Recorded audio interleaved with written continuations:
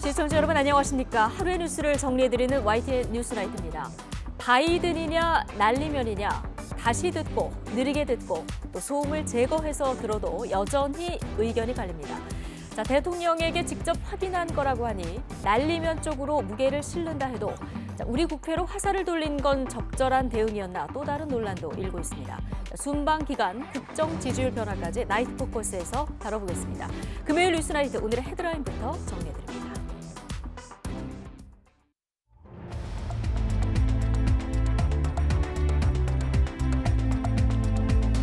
9월 23일 금요일 뉴스나이트 주요 뉴스입니다.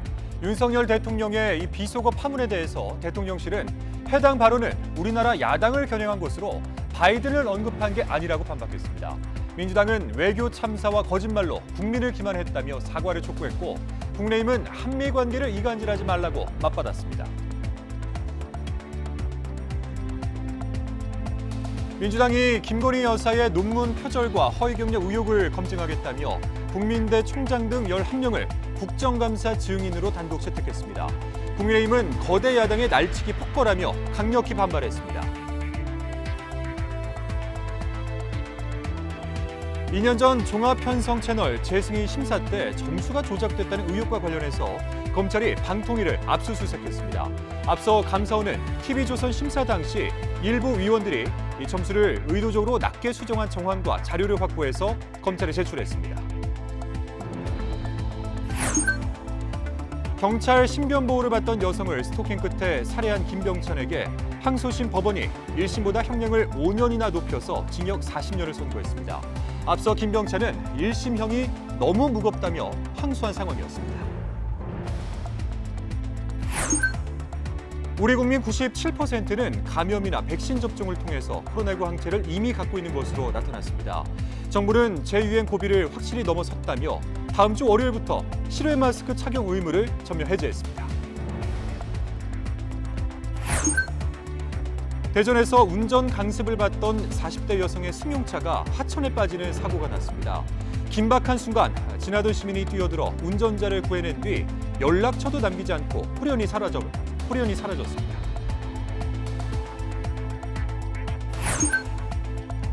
푸틴 대통령의 예비군 동원령이 나온 지 하루 만에 러시아 각지에서 징집이 시작됐습니다. 하지만 애초 발표와는 달리 대학생은 물론 군 경력이 없는 민간인까지 대상자가 됐습니다. 국제사회는 러시아를 규탄하며 침공 중단을 촉구했습니다.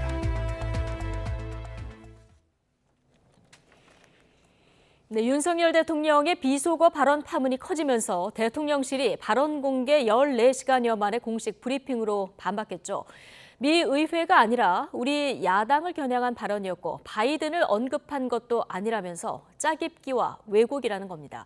순방을 이어가는 윤 대통령은 캐나다에 도착해 정상회담 준비에 들어갔습니다. 캐나다 토론토에서 박소정 기자가 전해드립니다.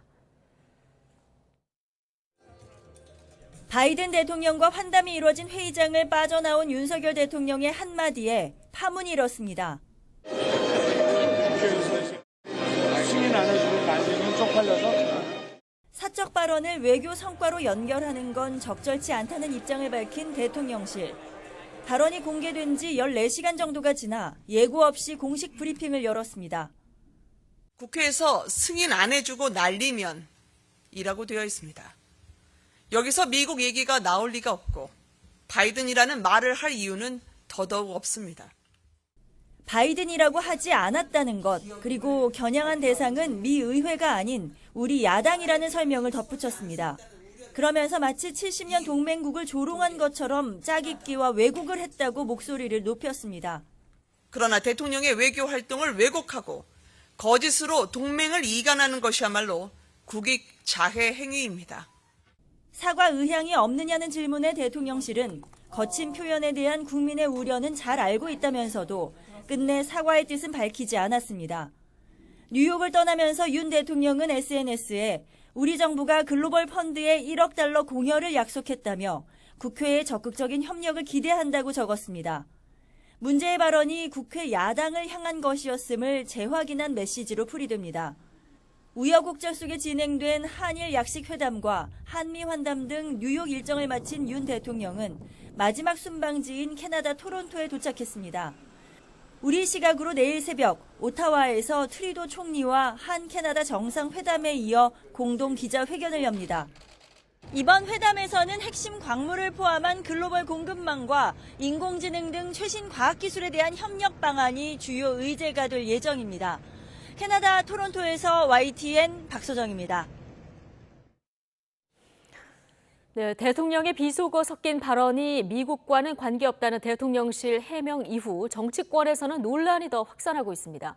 민주당은 거짓 해명이라고 반발하면서 총공세를 이어갔고 입장 표명을 자제하던 국민의힘은 한미 관계를 이간질하지 말라면서 적극 옹호에 나섰습니다. 김경수 기자입니다.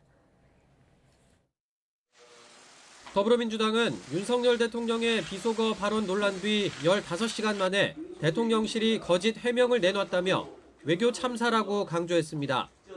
후폭풍을 모면하기 위해 화살을 야당에게 돌렸다면서 같은 표현을 사용해 윤 대통령에게 되묻기도 했습니다. 민주당 169명의 국회의원이 정령입니까? 윤석열 대통령은 이번 외교 참사와 거짓말로 국민을 기만하고 국제적 망신을 자초한 데 대해 국민께 직접 사과해야 합니다. 그동안 민생을 강조하며 여권을 향한 직접적인 비판을 자제하던 이재명 대표도 가세했습니다. 국민들은 망신살이고 아마 엄청난 굴욕감 그리고 자존감의 훼손을 느꼈을 겁니다. 거짓이 거짓을 낳고 또 실수가 또 실수를 낳는 일이 반복된다 그 말씀드립니다.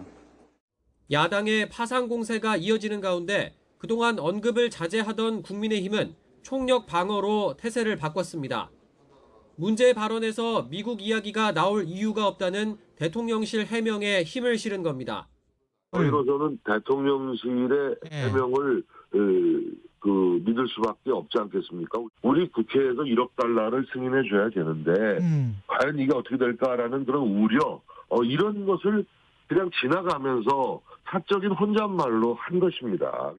또 잇따라 공식 논평을 내고 민주당이 대통령의 혼잣말을 침소봉대해 한미동맹을 이간질한다고 맞받았습니다. 다만 주호영 원내대표는 윤 대통령 발언이 우리 국회 야당을 향한 것이라도 유감스럽다면서 몸을 낮췄습니다. 정확한 사실관계를 파악하지 못한 상태에서 제가 언급하는 것이 바람직하지 않습니다만은 만약에 그 용어가 우리 국회를 우리 야당을 의미하는 것이라 했다고 하더라도 많이 유감스러운 일이죠. 대통령실 해명을 두고 정반대 평가가 나오면서 윤 대통령 비속어 논란은 좀처럼 잦아들 기미를 보이지 않고 있습니다. YTN 김경수입니다. 네, 마이크가 켜진 줄 모르고 무심코 내뱉은 말이 그대로 공개되는 상황을 영어로 한 마이크라고 하는데요. 해외에서도 비슷한 일이 일어나면서 논란이 일기도 했습니다. 조수연 기자입니다. 지난 21일 뉴욕에서 열린 글로벌 펀드 재정 공약 회의. 윤석열 대통령은 조 바이든 미국 대통령과의 환담 뒤 행사장을 빠져나오면서 이렇게 말합니다.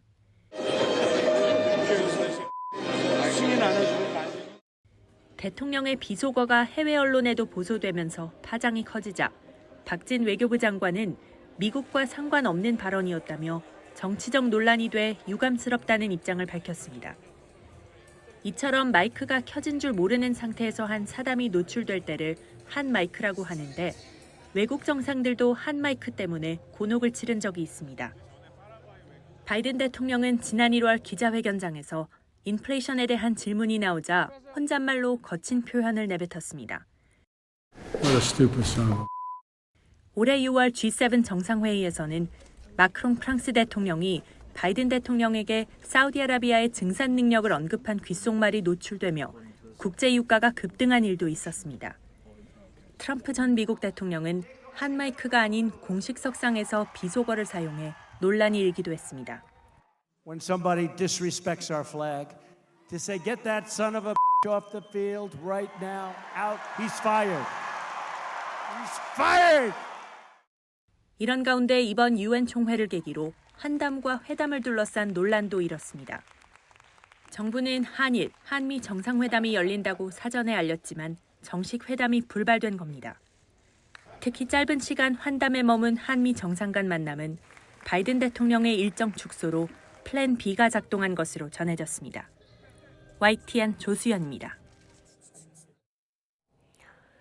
미국 백악관은 윤 대통령의 비속어 발언 논란과 관련해서 무대응 기조를 보이며 한미 관계는 굳건하다는 입장을 밝혔습니다. 미 일간지 워싱턴 포스트 보도에 따르면 백악관 국가안보회의 NSC 대변인은 성명에서 켜진 마이크 발언에 대해서는 언급하지 않겠다고 밝혔습니다. 이 대변인은 이어서 한국과의 관계는 굳건하고 증진하고 있다면서 바이든 대통령은 윤 대통령을 핵심 동맹으로 여긴다고 말했습니다.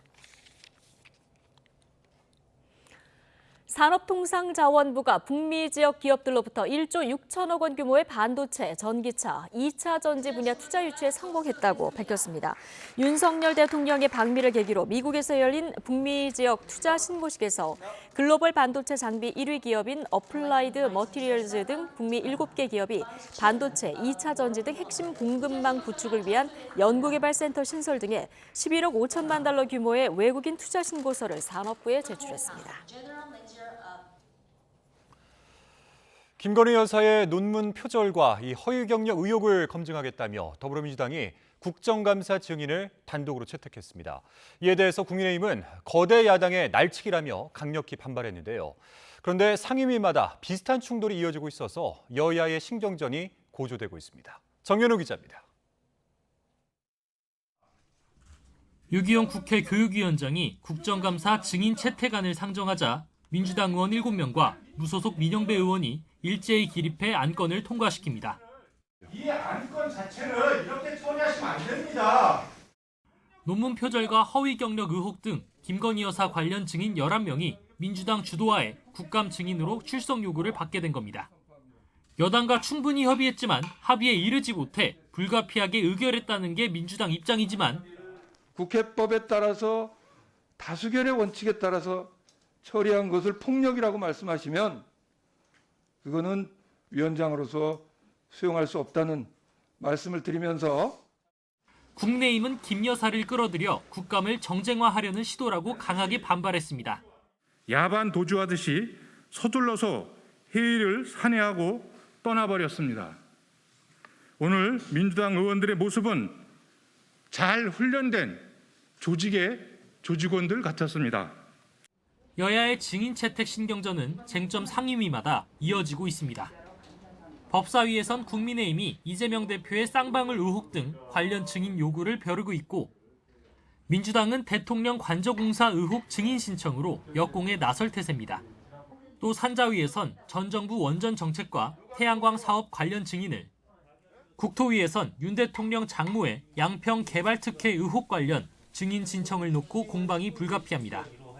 앞서 국방위에서 문재인 전 대통령 출석 요구 문제로 홍역을 치른 국감 파행 사태가 언제든 재발할 수 있는 상황입니다. 안보실장이나 그 위에 문재인 대통령이 있기 때문에 우리가 한 발 앞서서 국민들께 입장을 한번 듣는 게 문재인 전 대통령을 증인으로 요구한다는 지금 이 상황이 과연 국방위원회에 현재 우리가 과제하고 정말 이게 어떻게 국민들이 이해를 하시겠는가. 국감이 2주일여 앞으로 다가온 가운데 유리한 증인을 채택해 전국 주도권을 쥐려는 여야의 삿바 싸움은 갈수록 치열해질 것으로 보입니다. YTN 정인우입니다. 종합편성 채널 TV조선의 재승인 당시에 일부 심사위원들이 점수를 고의로 낮게 줬다는 의혹과 관련해서 검찰이 방송통신위원회를 압수수색했습니다. 감사원이 관련 자료를 검찰에 넘긴 지 16일 만인데 당시의 심사위원들은 이 조작 의혹에 대해서 한결같이 부인하고 있습니다. 이준엽 기자입니다. 검찰이 압수수색에 나선 건 방송통신위원회 방송정책 관련 사무실입니다. TV조선 재승인 심사 당시 일부 심사위원이 점수를 고의로 낮게 수정했다는 의혹 관련입니다. 감사원으로부터 관련 자료를 넘겨받은 지 16일 만입니다. 일부 심사위원들 사무실과 재승인 담당 부서 직원들 자택 등도 압수수색 대상이었던 것으로 전해졌습니다. 재작년 재승인 심사 결과 TV조선은 공적 책임과 공정성 항목에서 210점 만점에 104.15점을 받았습니다. 중점 심사 사항이기 때문에 50%를 못 넘기면 재승인 취소까지 가능한데 0.85점이 모자란 겁니다. 종합편성 방송 채널 사용 사업자 주식회사 조선방송에 대해서 공적 책임 이행 등 조건부 재승인을 의결하고 감사원은 방통위 정기감사에서 일부 심사위원끼리 평가 점수를 공유하고 고의로 점수를 낮게 수정했다는 정황과 진술을 확보한 것으로 전해졌습니다. 지난 7일에는 대검찰청에 수사 참고 자료를 넘겼고 대검은 이 사건을 서울 북부지방검찰청으로 내려보냈습니다. 방통위는 바로 해명을 내놨습니다. 엄격하고 공정한 심사를 위해 외부 전문가로 심사위원회를 구성, 운영했고 심사위원들은 외부 간섭 없이 평가했다는 겁니다. YTN 취재진이 접촉한 당시 심사위원들도 한결같이 의혹을 부인했습니다. 한 심사위원은 YTN 취재진과의 통화에서 합숙하며 심사가 이뤄졌고 보안 요원들도 따라다녀 점수 조작은 어려운 환경이었다고 설명했습니다. 압수수색을 당한 다른 심사위원도 심사위원 사이 사적인 소통은 불가능했다며 이번이 하명 수사나 다름없다고 강하게 반발했습니다. 관련 의혹이 감사원 감사에서 검찰 강제 수사로까지 확대되면서 한상혁 위원장에 대한 사퇴 압박도 더 거세질 것으로 보입니다. 한상혁 위원장 임기는 내년 9월까지입니다. YTN 이준엽입니다. 민주당 이재명 대표의 측근으로 꼽히는 이화영 전 경기도 평화부지사에 대해서 검찰이 구속영장을 청구했습니다. 과거 사회이사를 지냈던 쌍방울에서 이 법인카드를 뇌물로 받은 혐의인데요. 이렇게 검찰이 계속해서 이재명 대표의 변호사비 대납 의혹과의 연결고리를 찾고 있는데 아직까지는 갈 길이 멀어 보입니다. 송재인 기자의 보도입니다. 검찰이 구속영장을 청구한 이화영 전 경기도 평화부지사는 민주당 이재명 대표의 측근으로 현재 킨텍스 대표로 있습니다. 지난 2018년 쌍방울 사회이사직을 내려놓고 경기도 평화부지사로 옮긴 뒤에도 쌍방울에서 법인카드를 받아 자신의 측근 A씨와 함께 매달 수백만 원씩 쓴 혐의를 받고 있습니다. 당시 쌍방울 대표이사 B씨가 민족화해협력 범국민협의회 공동의장을 맡을 정도로 쌍방울은 대북 사업 진출에 적극적이었던 거로 전해졌습니다. 검찰은 B씨가 경기도 주최 대북 사업을 총괄하던 이전 부지사에게 뇌물로 법인카드를 준 게 아닌지 의심하고 있습니다. 쌍방울을 수사하는 검찰이 이재명 대표 측근에 대해 강제 수사에 나선 건 이번이 처음입니다. 이를 두고 검찰이 이전 부지사를 고리로 이재명 대표의 변호사비 대납 의혹 규명을 노리는 게 아니냐는 해석이 나옵니다. 이 대표가 선임했던 변호사들과 측근 일부가 쌍방울과 다른 계열사 이사를 지낸 공통의 이력을 지니고 있는 데다 측근 가운데 하나인 이전 부지사가 쌍방울에서 뇌물을 받은 혐의가 인정되면 이재명 대표를 향해 한 발짝 다가설 수 있다는 게 검찰의 판단으로 보입니다. 다만 지금까지 수사로는 이 대표로 이어지는 연결고리를 밝혀내긴 쉽지 않다는 분석도 있습니다. 이화영 전 부지사의 경우 이 대표 측근이긴 하지만 변호사비 지급 과정과는 직접적인 연관성이 없는 인물이기 때문입니다. 무엇보다 검찰 스스로도 변호사비 대납 의혹 수사가 더딘 이유로 김성태 전 쌍방울 회장의 신병 확보가 안 된 점을 꼽은 바 있습니다. 인터폴 적색 수배가 내려진 김 전 회장의 해외 도피가 이어지는 한 변호사비 대납 의혹 수사는 진전을 보기 어려운 상황입니다. YTN 송재인입니다. 검찰이 억대의 금품 수수 혐의를 받는 이정근 전 민주당 사무부총장을 소환했습니다. 이 씨는 한쪽의 일방적 주장이라며 혐의를 전면 부인했습니다. 나혜인 기자입니다. 이정근 전 민주당 사무부총장이 취재진 앞에서 마스크를 벗습니다. 각종 청탁을 들어주겠다며 억대 뒷돈을 챙긴 혐의로 피의자 조사를 받고자 검찰에 공개 출석한 겁니다. 이 씨는 혐의를 전면 부인했습니다. 여러분들이 알고 있는 그 분쟁, 그 상대방과 민형사 소송을 지금 수개월째 진행하고 있습니다. 한쪽 일방적인 주장만 보도들을 해주셔서요. 그게 저한테는 굉장히 답답했습니다. 이 씨는 지난 2019년부터 3년 동안 사업가 박모 씨에게서 수억 원대 대가성 금품을 받은 혐의를 받습니다.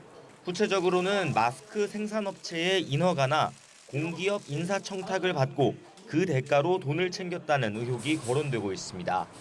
하지만 이 씨는 박 씨와 불법 자금을 주고받은 적 없다는 입장입니다. 급하게 돈이 필요할 때 모두 합쳐 7억 원을 빌렸고 아직 다 못 갚았는데 박 씨가 허위 주장을 퍼뜨리며 법적 분쟁을 일으켰다는 겁니다. 앞서 이 씨 집과 사무실을 압수수색한 검찰은 이들의 돈 거래 배경에 불법 청탁이 있었다고 의심하고 있습니다. 박 씨 수행 기사나 가족 등 차명 계좌로 돈이 오간 정황도 확인했습니다. 특히 검찰은 다른 유력 정치인들이 지난 20대 총선부터 잇따라 서울 서초갑 지역구에서 낙선했던 이 씨의 뒤를 봐줬을 가능성도 주목하고 있습니다.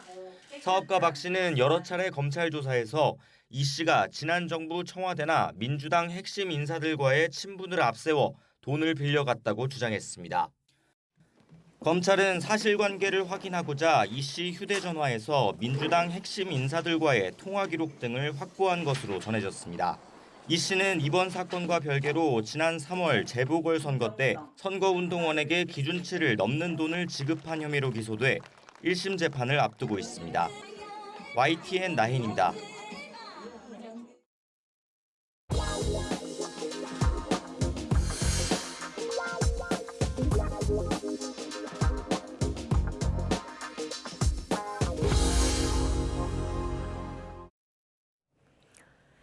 푸틴 대통령의 예비군 30만 명 동원령이 나온 지 하루 만에 러시아는 전국 각지에서 징집을 시작했습니다.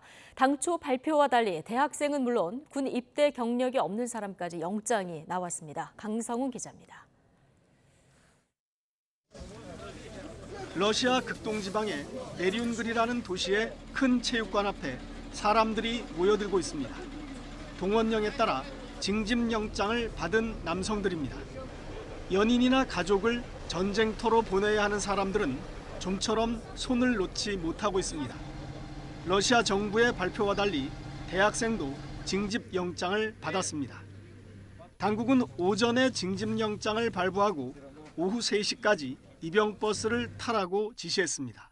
Я не ожидал, что прям сегодня придет всех, потому что мне ничего утром не сказали, мне вот дали повестку, вот 3 часа явиться сюда. 애써 여유를 보이는 사람도 있지만 곳곳이 눈물바다입니다. 제대로 설명도 못 듣고 단 몇 시간 만에 아들을 보내야 하는 부모들은 당국을 원망했습니다. Потому что по приказу президента студентов был указ не брать, а такое, что случилось, не объяснили людям и забрали даже без объяснений. Это неправильно. IT나 의료 등 특정 분야에 전문성이 있는 젊은이들이 우선 징집 대상이 된 것으로 보입니다. Я никогда не служил воинских, не проходил срочную службу, не имею военных специальностей, не имею военной кафедры. Показания здоровья с момента получения воинской. 러시아 당국은 하루 사이에 10,000명이 입대를 자원했다고 밝혔습니다. 하지만 평화로웠던 고향을 떠나 전선으로 출발하는 사람들의 얼굴엔 착잡함과 불안감이 묻어 있습니다. YTN 강성웅입니다. 네, 러시아가 우크라이나에서 점령한 4개 지역에서 러시아로의 영토 편입을 위한 주민투표가 일제히 시작됐습니다. 로이터, AFP, 타스 통신 등은 현지 시각으로 오늘 오전 8시 친러 성향의 도네츠크 인민공화국과 루간스키 인민공화국이 세워진 우크라이나 동부 도네츠크주와 루안스키주, 남부 자포리자주와 헤르손주 등 4개 지역에서 영토 편입에 대한 찬반을 묻는 투표가 시작됐다고 보도했습니다. 러시아는 루안스키주와 헤르손주 대부분 지역, 자포리자주 80%, 그리고 도네츠크주 60%가량을 점령 중으로 이들 점령지는 우크라이나 전체 면적의 약 15%에 달합니다. 투표는 오는 27일까지 닷새 동안 이어집니다. 국제사회는 러시아의 군 동원령과 전쟁 범죄 의혹을 규탄하면서 침공 중단을 촉구했습니다. 하지만 러시아는 전쟁 범죄를 저지른 쪽은 우크라이나라며 적반하장식 태도를 보였습니다. 김선희 기자입니다. 유엔 안전보장이사회에 참석한 각국 대표들은 러시아를 한 목소리로 비난했습니다. 토니 블링컨 미 국무장관은 우크라이나에서 전쟁 범죄를 목격했다며 러시아에 책임을 물어야 한다고 강조했습니다. 최근 푸틴 대통령이 예비군 동원령과 함께 핵무기 사용 가능성까지 언급한 것도 즉각 중단해야 한다고 압박했습니다. Every council member should send a clear message that these reckless nuclear threats must stop immediately. 안보리 순회 의장국인 프랑스의 카트린 콜로나 외교장관도 정의 없이는 평화도 없다며 이번 전쟁의 책임 규명을 촉구했습니다. 안토니우 구테우스 유엔 사무총장 역시 즉결 처형, 성폭력, 고문 등 잔혹한 전쟁 범죄를 열거하며 철저히 조사해야 한다고 강조했습니다. All these allegations must be thoroughly investigated to ensure accountability. Perpetrators must be held to account in fair and independent judicial proceedings, and victims and their families have a right to justice, remedy, and reparation. 반면 러시아는 전쟁 범죄를 저지른 쪽은 우크라이나라며 적반하장식 태도를 보였습니다. 오히려 미국과 동맹국들이 키이우 정권의 범죄를 덮고 있다고 주장했습니다. У нас нет сомнений, что Украина окончательно превратилась в тоталитарное государство нацистского толка, где безнаказанно попираются нормы международного гуманитарного права. 최근 러시아와 거리를 두는 듯한 태도를 보였던 중국은 전제 조건 없이 대화와 협상에 나설 것을 촉구했습니다. 인권 침해에 대한 조사는 정치화하지 말고 사실에 근거해 객관적으로 진행해야 한다며 서방과 온도차를 보였습니다. YTN 김선입니다. 네, 미국 연준의 기준금리 인상 쇼크가 이틀째 이어졌습니다. 코스피는 2개월여 만에 2,300선 아래로 내려가면서 연중 최저치를 기록했고 환율은 보합세를 보였습니다. 보도에 박병환 기자입니다. 미 연준의 세 번째 0.75%포인트 금리 인상 소식이 전해진 다음 날 주식 시황판은 주가 하락을 알리는 파란색 일색입니다. 코스피는 전날보다 42.31포인트, 1.81% 내린 2290.00에 마감했습니다. 종가 기준 코스피가 2300선 밑으로 내려간 것은 지난 7월 6일 이후 2개월여 만에 처음이며 연중 최저치입니다. 코스닥은 22.05포인트, 2.93% 내린 729.36의 거래를 마쳤습니다. 미 연준이 매파적인 스탠스를 나타냄에 따라서 달러 강세가 심화가 됐고 그에 따른 금리 급등 부담에 우리나라 같은 경우도 환율이 1,400원을 돌파하는 등 외국인 수급에 좀 어느 정도 부담으로 작용을 했다라고. 환율은 전날보다 0.4원 내렸지만 이틀째 1,400원대를 유지했습니다. 다음 달 한국은행 금통위의 0.5%포인트 금리 인상이 불가피해 보입니다. 이에 따라 이른바 영끌로 대출받은 청년층의 이자 부담이 심각할 것으로 보입니다. 물가 상승과 자본 유출을 막기 위해 큰 걸음으로 앞서가는 미 연준의 금리를 뒤따라가야만 하는 한은 하지만 경기 침체와 취약계층의 이자 부담 증가로 금리 인상 폭과 시기를 어떻게 정해야 할지 고심하고 있습니다. YTN 박병환입니다. 네, 엔화 가치가 끝모르고 추락하자 일본 정부와 일본 은행까지 나서서 달러를 팔고 엔화를 사들였습니다. 기시다 총리는 30년간 이런 엔저는 없었다며 위기감을 드러냈지만 지금의 금융 완화 정책을 고수하는 한 대응은 한계에 부딪힐 수밖에 없는 상황입니다. 도쿄 이경아 특파원입니다. 미국 뉴욕 증권거래소를 찾은 기시다 일본 총리. 다음 달 11일부터 외국인 무비자 입국을 재개하고 하루 입국자 수 제한도 없앤다고 발표했습니다. 지금의 엔저를 기회로 관광객을 늘려 국내 경기를 살려보겠다는 겁니다. 기시다 총리는 엔화 가치가 추락하는 데 대해 투기에 의한 과도한 변동은 용인할 수 없다며 강한 위기감을 드러냈습니다. 1年で30円以上円安が動いたのは過去30年間なかったことです。過度な変動に対してはこれは断固として必要な対応を取りたいと。 심리적 지지선이던 달러당 145엔대가 깨지자 일본 정부와 중앙은행은 결국 시장 개입에 나섰습니다. 엔화 추락을 막기 위해 24년 만에 엔화를 사들이고 달러를 판 겁니다. 일본이 독자적으로 실시한 시장 개입 규모는 10조 원 단위라고 니혼게이자이 신문은 전했습니다. 하지만 효과에는 한계가 있다는 시각이 많습니다. 미국의 이딴 금리 인상으로 엔화를 팔아 달러에 투자하는 움직임이 강해지고 있지만 일본은 마이너스 금리를 고수하고 있기 때문입니다. 金融緩和を当面続けるということには全く変わりありませんので、当面ですね、金利を引き上げるというようなことはないと。 일본은행은 경기 회복과 임금 인상이 충분하지 않다며 추가 금융 완화도 고려하겠다는 입장입니다.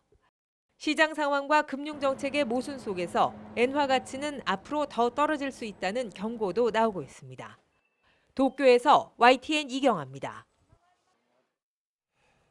검찰이 이명박 전 대통령이 낸 형 집행정지 연장 신청을 받아들여 석방 기간을 3개월 연장하기로 했습니다. 지난 6월에 건강 문제로 일시 석방됐던 이 전 대통령은 오는 12월까지 검찰이 지정한 장소에 머물면서 치료를 받을 전망입니다. 정인용 기자입니다. 이명박 전 대통령의 형 집행정지 기간이 3개월 더 늘어났습니다. 수원지방검찰청은 오늘 오후 심의위원회를 열고 이명박 전 대통령의 형 집행정지 연장 신청을 받아들이기로 결론 내렸습니다. 검찰은 지난 형 집행정지 결정 당시 건강을 해할 우려가 있다고 밝힌 바 있는데 이번에도 사정이 달라진 게 없다고 설명했습니다. 형사소송법을 보면 건강이나 나이 등에 밀어 형 집행이 가혹하다고 볼 만한 사유가 있을 때 수용자는 집행정지 신청을 할 수 있습니다. 이 전 대통령은 지난 6월 첫 번째 형 집행정지 신청이 받아들여지면서 3개월간 임시 석방된 뒤 병원을 오가며 지내왔습니다. 그러다 건강이 악화해 지난 금요일 다시 서울대병원에 입원하기도 했습니다. 건강상의 이유로 3개월 동안 형 집행정지가 연장된 이 전 대통령은 석방된 상태로 연말 특별사면 등 가능성을 기대할 수 있게 됐습니다. 다만 지난달 광복절 특사 때는 정치인 사면에 대한 부정적인 여론 때문에 이 전 대통령은 명단에 포함되지 않은 전례가 있어 향후 여론 추이를 지켜봐야 할 걸로 보입니다. 민생과 경제 회복에 중점을 뒀다는 점 말씀드리고, 또 민생이라는 것은 정부도 챙겨야 되지만 경제가 또 활발히 돌아갈 때 거기에서 또 숨통이 트이는 것이기 때문에 거기에 방점을 둔 것입니다. 이 전 대통령은 실소유주로 지목된 다스 자금 수백억 원을 횡령하고 삼성에서 거액의 뇌물을 받은 혐의로 재판에 넘겨진 뒤 재작년 10월 대법원에서 징역 17년과 벌금 130억 원이 확정됐습니다. 이 전 대통령은 확정된 징역 17년 가운데 2년 8개월가량을 복역해 형기는 14년 더 남아 있습니다. YTN 정인용입니다. 경찰의 신변 보호를 받던 여성을 스토킹 끝에 살해한 김병찬이 항소심에서 1심보다 형량이 늘어난 징역 40년을 선고받았습니다. 피해자 유족들은 최근 신당역 사건 등을 언급하며 스토킹 범죄를 엄벌해야 한다고 호소했습니다. 홍민기 기자입니다. 지난해 11월 이별을 통보했다는 이유만으로 경찰 신변 보호를 받던 30대 여성을 무참히 살해한 김병찬. 접근 금지 명령에도 아랑곳하지 않고 끈질기게 협박과 감금, 스토킹을 이어간 것으로 드러났습니다. 혹시 피해자는 유족분께 하실 말씀 없으세요? 정말 죄송합니다. 장기간 피해자 스토킹한 이유가 뭔가요? 죄송합니다. 지난 6월 1심 법원은 범행을 치밀하게 계획했고 피해자가 경찰에 신고했다는 이유만으로 잔혹하게 살해하는 등 죄질이 매우 나쁘다며 징역 35년을 선고하고 전자발찌 15년 부착도 명령했습니다. 김병찬은 형이 너무 무겁고 전자발찌 착용도 부당하다며 항소했습니다. 그러나 석 달 뒤 열린 항소심 선고 공판에서 재판부는 1심보다 형량이 늘어난 징역 40년을 선고했습니다. 재판부는 김병찬이 1심 선고 직전 제출한 반성문과 보복하기 위해 살해한 게 아니라는 주장을 반복하는 점을 보면 진심으로 뉘우치고 있는지 의심이 든다고 질타했습니다. 피해자 유족과 지인들이 말할 수 없는 고통을 호소하고 엄벌을 탄원하고 있다는 점도 고려했다며 전자발찌 부착 명령도 유지했습니다. 선고 직후 피해자 유족들은 가해자의 완전한 사회 격리를 호소했습니다. 이미 검색을 했다는 것도 법정에서 다 알고 있는데도 무기징역이 아니라 이제 사회에 나오게 된다면 저희는 정말 불안할 수밖에 없어요. 또 최근 신당역 영무원 살인 사건을 보면서 또다시 큰 아픔을 느꼈다며 스토킹 가해자를 더욱 엄한 벌에 처해야 한다고 강조했습니다. 우리 유가족 부모도 내가 너무 걱정이 돼. 이 생각을 어떻게 보낼까? 내 딸을 주인사도 사형을 쳐야 되지만 나는 스토킹 범죄를 한 사람들은 사형을 쳐야 된다 봅니다. 무기징역을 구형했던 검찰과 김병찬 측 어느 한쪽이라도 상고할 경우 김병찬은 대법원의 판단을 다시 받게 됩니다. YTN 홍민기입니다. 국제기구 주최로 부산에서 열린 행사에 참가했던 라이베리아인 2명이 우리나라 10대 2명을 성폭행한 혐의로 경찰 조사를 받고 있습니다. 이들은 외교관 여권을 가지고 있어서 면책 특권을 주장했는데요. 우리나라에서 근무하는 외교관이 아니어서 해당이 없다는 게 경찰의 판단입니다. 김종호 기자입니다. 호텔 건물 앞으로 구급차와 경찰차가 도착합니다. 성폭행 신고를 받고 경찰이 부산역 근처 호텔로 출동한 건 목요일 밤 11시쯤. 투숙객은 문을 열라는 경찰 요구에도 문을 잠그고 버텼습니다. 안에서 이제 이중 잠금이 되잖아. 그걸 안 열고 버티고 있었단 말이야. 체인을 잠그고 안 열었던 사람이 당시 객실에는 라이베리아인 남성 2명과 우리 청소년 2명이 함께 있었습니다. 라이베리아인 2사람은 지하철역 근처에서 10대 2명을 만나 자신들이 묵던 숙소로 데려갔습니다. 설득 끝에 문이 열렸고 경찰은 남성 2명을 현행범으로 체포했습니다. 경찰은 4사람이 만나게 된 경위 등을 조사하고 있습니다. 부적절한 관계가 있었고 거기에 관한서 이 피해자들로부터 신고가 접수가 됐고 그래서 저희들이 그 현행범 체포를 했고 라이베리아 공무원인 2명은 국제해사기구가 주최한 교육 프로그램 참석차 부산을 찾은 거로 확인됐는데 초청 경위에 대해서 주최 측은 말을 아꼈습니다. 조사 과정에서 2사람이 외교관 여권을 보여주며 면책 특권을 주장하기도 했지만 우리나라에서 근무하는 외교관은 아니어서 적용 대상이 아니라는 게 경찰 판단입니다. YTN 김종호입니다. 대전에 있는 한 대학교 축제 주점에 음란물을 연상시키는 이 선정적인 메뉴판을 내건 학과 학회장이 징계를 받게 됐습니다. 학교 관계자는 그젯밤 학교 축제 주점에서 한 학과 학회장이 해당 메뉴판을 걸었고 다음 날 발견해서 바로 철거했다고 밝혔습니다. 학교는 학회장을 징계위원회에 넘기는 한편 재발 방지 대책을 마련할 방침입니다. 총학생회는 오늘까지 진행될 예정이었던 이 주점 행사를 조기 종료했으며 공개 사과를 준비하고 있는 것으로 전해졌습니다. 대전에서 운전 강습을 받던 40대 여성의 승용차가 물에 빠지는 사고가 났습니다. 지나가던 시민이 뛰어들어 운전자를 구해낸 뒤에 연락처도 남기지 않고 호련히 떠났다고 하는데요. 영상으로 준비되어 있습니다. 함께 보시죠.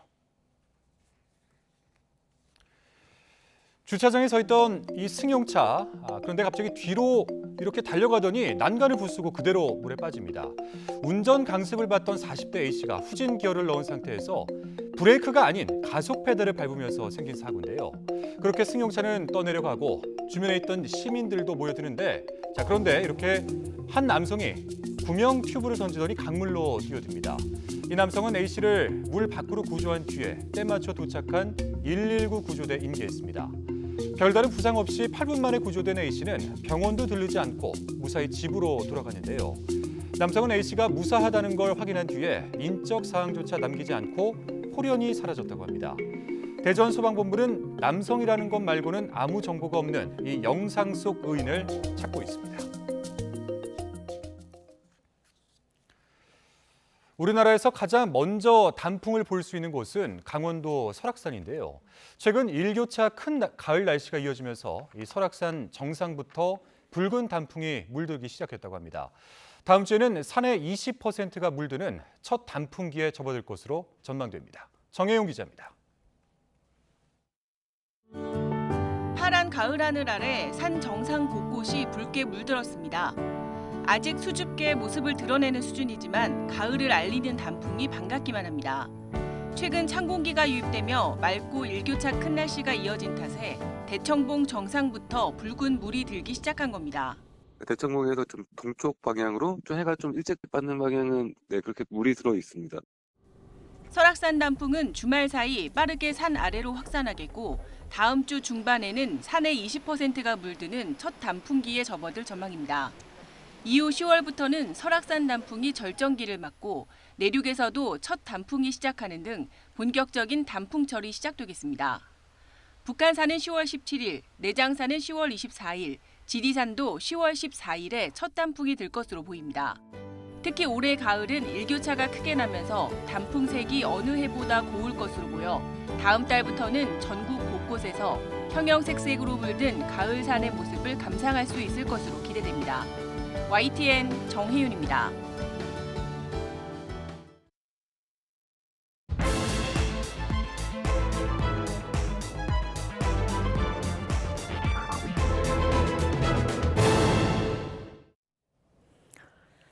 네, 윤석열 대통령 비속어 발언에 대한 대통령실 해명이 또 다른 논란을 촉발하면서 오늘도 여전히 이어졌습니다. 자, 이 밖에 오늘 정치권 관심 뉴스들 나이트 포커스에서 다뤄보겠습니다. 정호김, 김영주 전직 의원 두 분 모셨습니다. 어서 오십시오. 네, 안녕하세요. 예, 안녕하십니까.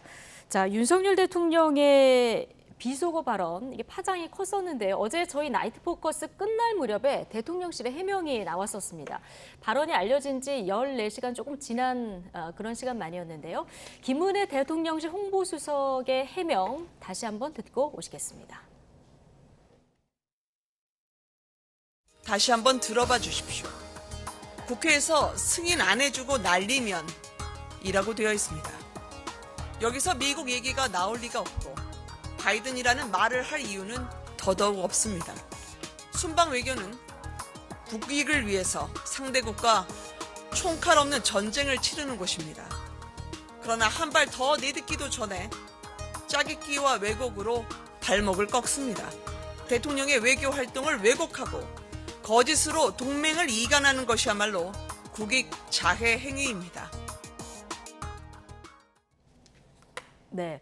바이든이라고 말한 게 아니라 국회에서 승인을 안 해주고 날리면이라고 이야기를 한 거다. 자, 여기에서 미국 얘기가 나올 리가 없고, 자, 바이든이라는 말을 할 이유가 더더욱 없다. 이런 해명을 지금 듣고 오셨는데, 김은혜 수석 이야기처럼 다시 한번 좀 들어봐야 할 것 같습니다. 해당 영상의 소음을 저희가 최대한 줄여본 YTN 영상 들어보고 두 분께 질문 드려보도록 하겠습니다. 듣고 오시죠.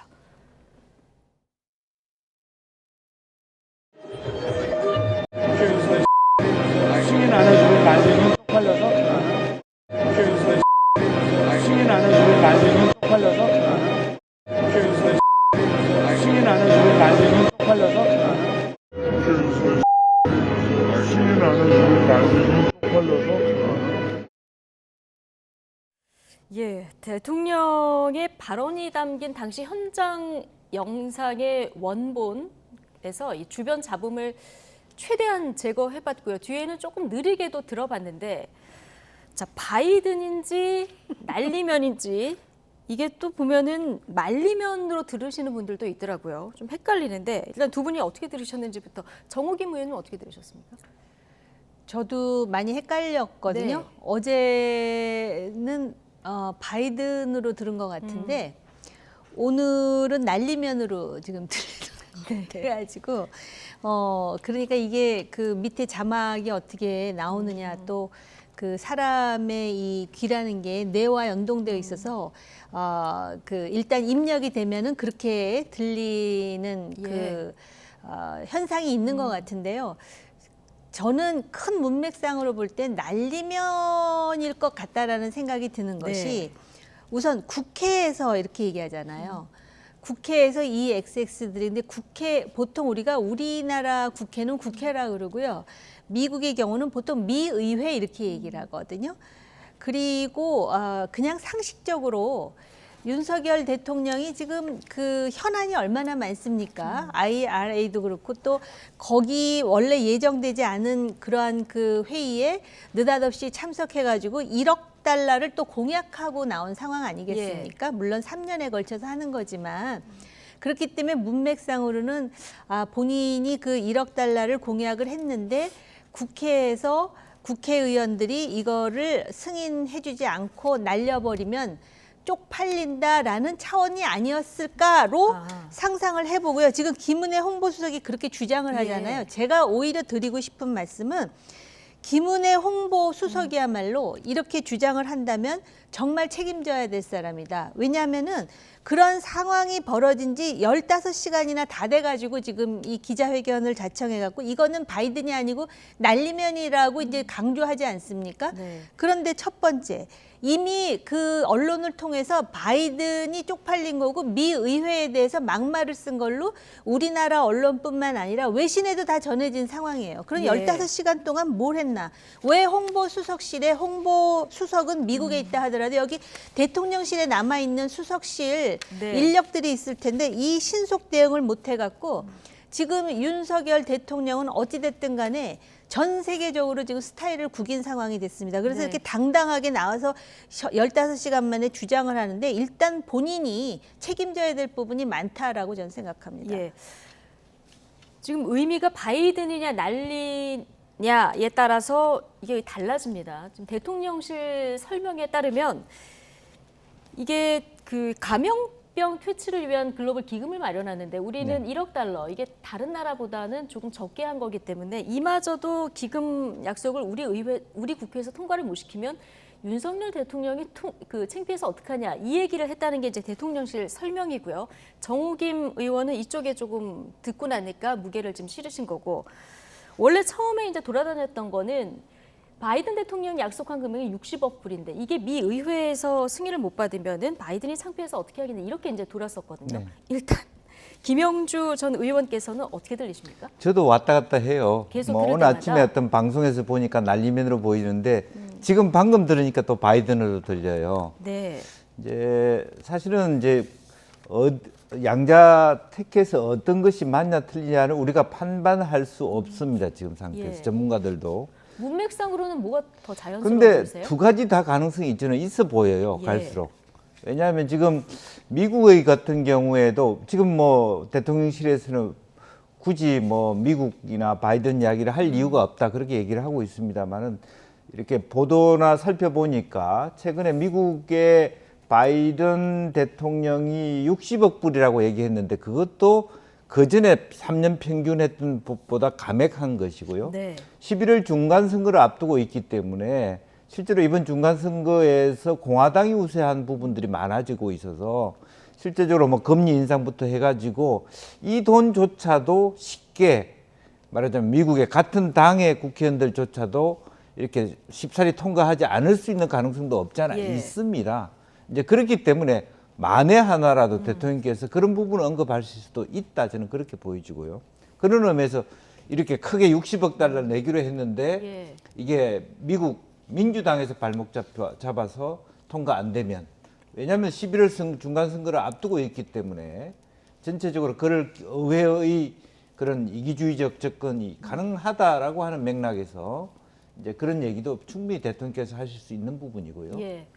또 두 번째는 오히려 역으로 난리면이라고 얘기했다면 대통령께서 우리나라에 지금 현재 2,500억 정도 되는 것을 1억 불이라고 하는 부분으로 상향했단 말이죠. 오히려 우리는 실제로 이 기금을 어떻게 만드냐 하면은 입국하는 외국하는 비행기 타는 사람한테 1,000원씩 받는 돈입니다. 이 돈은. 근데 지금 관광이 안 되니까 그 돈이 모일 리가 없어서 더 어려워요. 네. 예, 사실은 우리는 미국의 같은 경우는 감액에서 지금 예산이 올라와 있지만 우리 같은 경우는 지금 상향해서 조정해서 올려야 되는 부분이기 때문에 부담스럽습니다. 예. 만약 그렇다면 대통령께서 굳이 앞에 XX라는 표현을 썼겠냐. 정말 좀 잘해달라. 국회하고 예. 좀 협치를 해야 된다라는 예. 좀 더 말하자면 국회를 떠받드는 표정으로 예. 얘기를 했어야 되지 않나. 그런데 지금 표정을 보면 이번 뭐 CNN이나 외국에서도 그렇습니다만 디플로매틱 미스 스텝이라고 정리하고 있어요. 외교적 헛발질을 하고 있는 윤석열 대통령이라고 표현해서 그런지 주변에 있는 외교 안보 라인은 완전히 굉장히 표정이 심각하고 본인은 그거하고 상관없이 매우 자유로운 표정으로 편안하게 말씀을 나누고 있어요. 네. 그렇다면 그게 자기 이야기가 아닐 수 있는 가능성도 저는 많기 때문에 굳이 얘가 어떤 것이 맞고 어떤 것이 틀리다고 예. 말하기는 어렵다. 두 가지 가능성 다 열어놓고 봐야 된다. 예, 문맥상으로는 어떻게 해도 좀 해석을 할 수 있는 할 수 있는 상황이다. 부분이 저는 예. 있다 그렇게 봤습니다. 지금 음성 분석학자들한테 각 방송사들이 가서 물어봤는데 이게 판독 불가 의견이 굉장히 많고요. 아까 정호김 의원께서 얘기해 주신 대로 각인 효과라는 게 있더라고요. 이게 바베큐 효과라도 불리는데 이게 바베큐라는 단어를 여러 번 들려주면서 이게 좀 비슷할지 모르겠는데 밥 익혀요. 밤에 키워. 뭐 이런 단어들을 자막으로 보여주면 이게 그렇게 들린다고, 바베큐로 들린다고 합니다. 그래서 이런 각인 효과 때문에 아마 많은 분들이 아직도 들으시면서 좀 헷갈리시는 이런 상황이 된 것 같은데요. 자, 어쨌든 대통령의 의사를 들어서 확인해서 어제 김은혜 홍보수석이 얘기한 걸로 이제 보면은 대통령실 설명을 저희가 이제 믿는다고 해도요. 자, 그렇다고 해서 날리면이 맞는다고 해서 우리 국회 야당을 향해서 비속어를 사용하는 것은 괜찮냐? 또 다른 논란이 또 있는 것 같습니다. 네, 그렇습니다. 그러니까 처음에 그 대통령실 관계자는 뭐라 그랬냐면은 사적인 대화를 이렇게 공개적으로 기사화해서 보도하는 것은 맞지 않다라는 주장을 하다가 14시간이 지난 다음에 대통령은 바이든을 얘기한 것이 아니라 날리면이라고 했다. 이렇게 이제 얘기하지 않습니까? 그 상황에서 이미 전 세계적으로 우리나라뿐만 아니라 외신으로 대통령이 이 국회의 이 XX서부터 시작해서 전부 번역이 돼가지고 이미 다 보도가 된 상황입니다. 그렇기 때문에 아마 특히 14시간이 넘은 후에 홍보수석이 나와서 그렇게 발표했던 거는 이게 오히려 생각지도 않게 한미 관계에 있어서 미 의회를 불필요하게 자극할 수도 있겠다라는 위기감을 좀 가졌던 것 같아요. 근데 왜 이렇게 그 대응은 늦었다고 보십니까? 그러니까 제가 책임져야 된다는 말을 하는 거고요. 솔직히 지금 그 전문가가 판독을 해도 이게 바이든인지 날리면인지 확인하겠다라는 것 아니겠습니까? 그렇다면은 정치적으로 날리면으로 정리하는 게 어떨까라는 개인 생각이 있어요. 왜냐하면 지금 이것 때문에 특히 대외 관계를 상당히 흩뜨리는 것보다는 차라리 날리면으로 하고 그렇다 그래갖고 대한민국 국회의 국회의원들을 상대로 해서 그런 막말을 하는 게 맞느냐, 절대 잘못된 것이죠. 그러면은 대통령이 이 부분에 대해서는 귀국한 다음에 정중하게 사과를 하는 것으로 정리를 하더라도 그렇게 하는 것이 차라리 지금 궁여지책이긴 하나 맞는 것이 아닐까 이런 생각이 들어요. 왜 14시간이나 걸렸는지에 대해서 제가 그래서 책임지라 그러는 거예요. 신속하게 대응해서 이거는 사실은 이렇게 됐고 대한민국 국회 특히 야당 의원들께 유감을 표한다 이런 식의 표현으로서 빨리 정리를 하지 않고 15시간 동안에 이게 무슨 지금 대사건이 아닌 하나의 어떤 그 해프닝 아니었습니까? 이거를 이렇게 크게 해놓고 15시간 지난 다음에 그리고 실제로 지금 이 홍보수석의 발표를 보면은 야당 의원들한테 그런 표현을 쓴 것에 대한 유감 표명은 또 없어요. 그러면 미국 의회 의원들한테 그런 표현 쓰는 국민들의 거는 걱정을 알고 있다는 얘기는 했습니다. 근데 국민들의 걱정을 알고 있다라는 표현하고 이런 표현이 나온 것에 대해서 대통령도 상당히 유감스럽게 생각한다라는 거는 말 한마디로 천냥빛을 갚는 대한민국 사회인데 그런 부분은 좀 아쉽다는 생각이 들었습니다.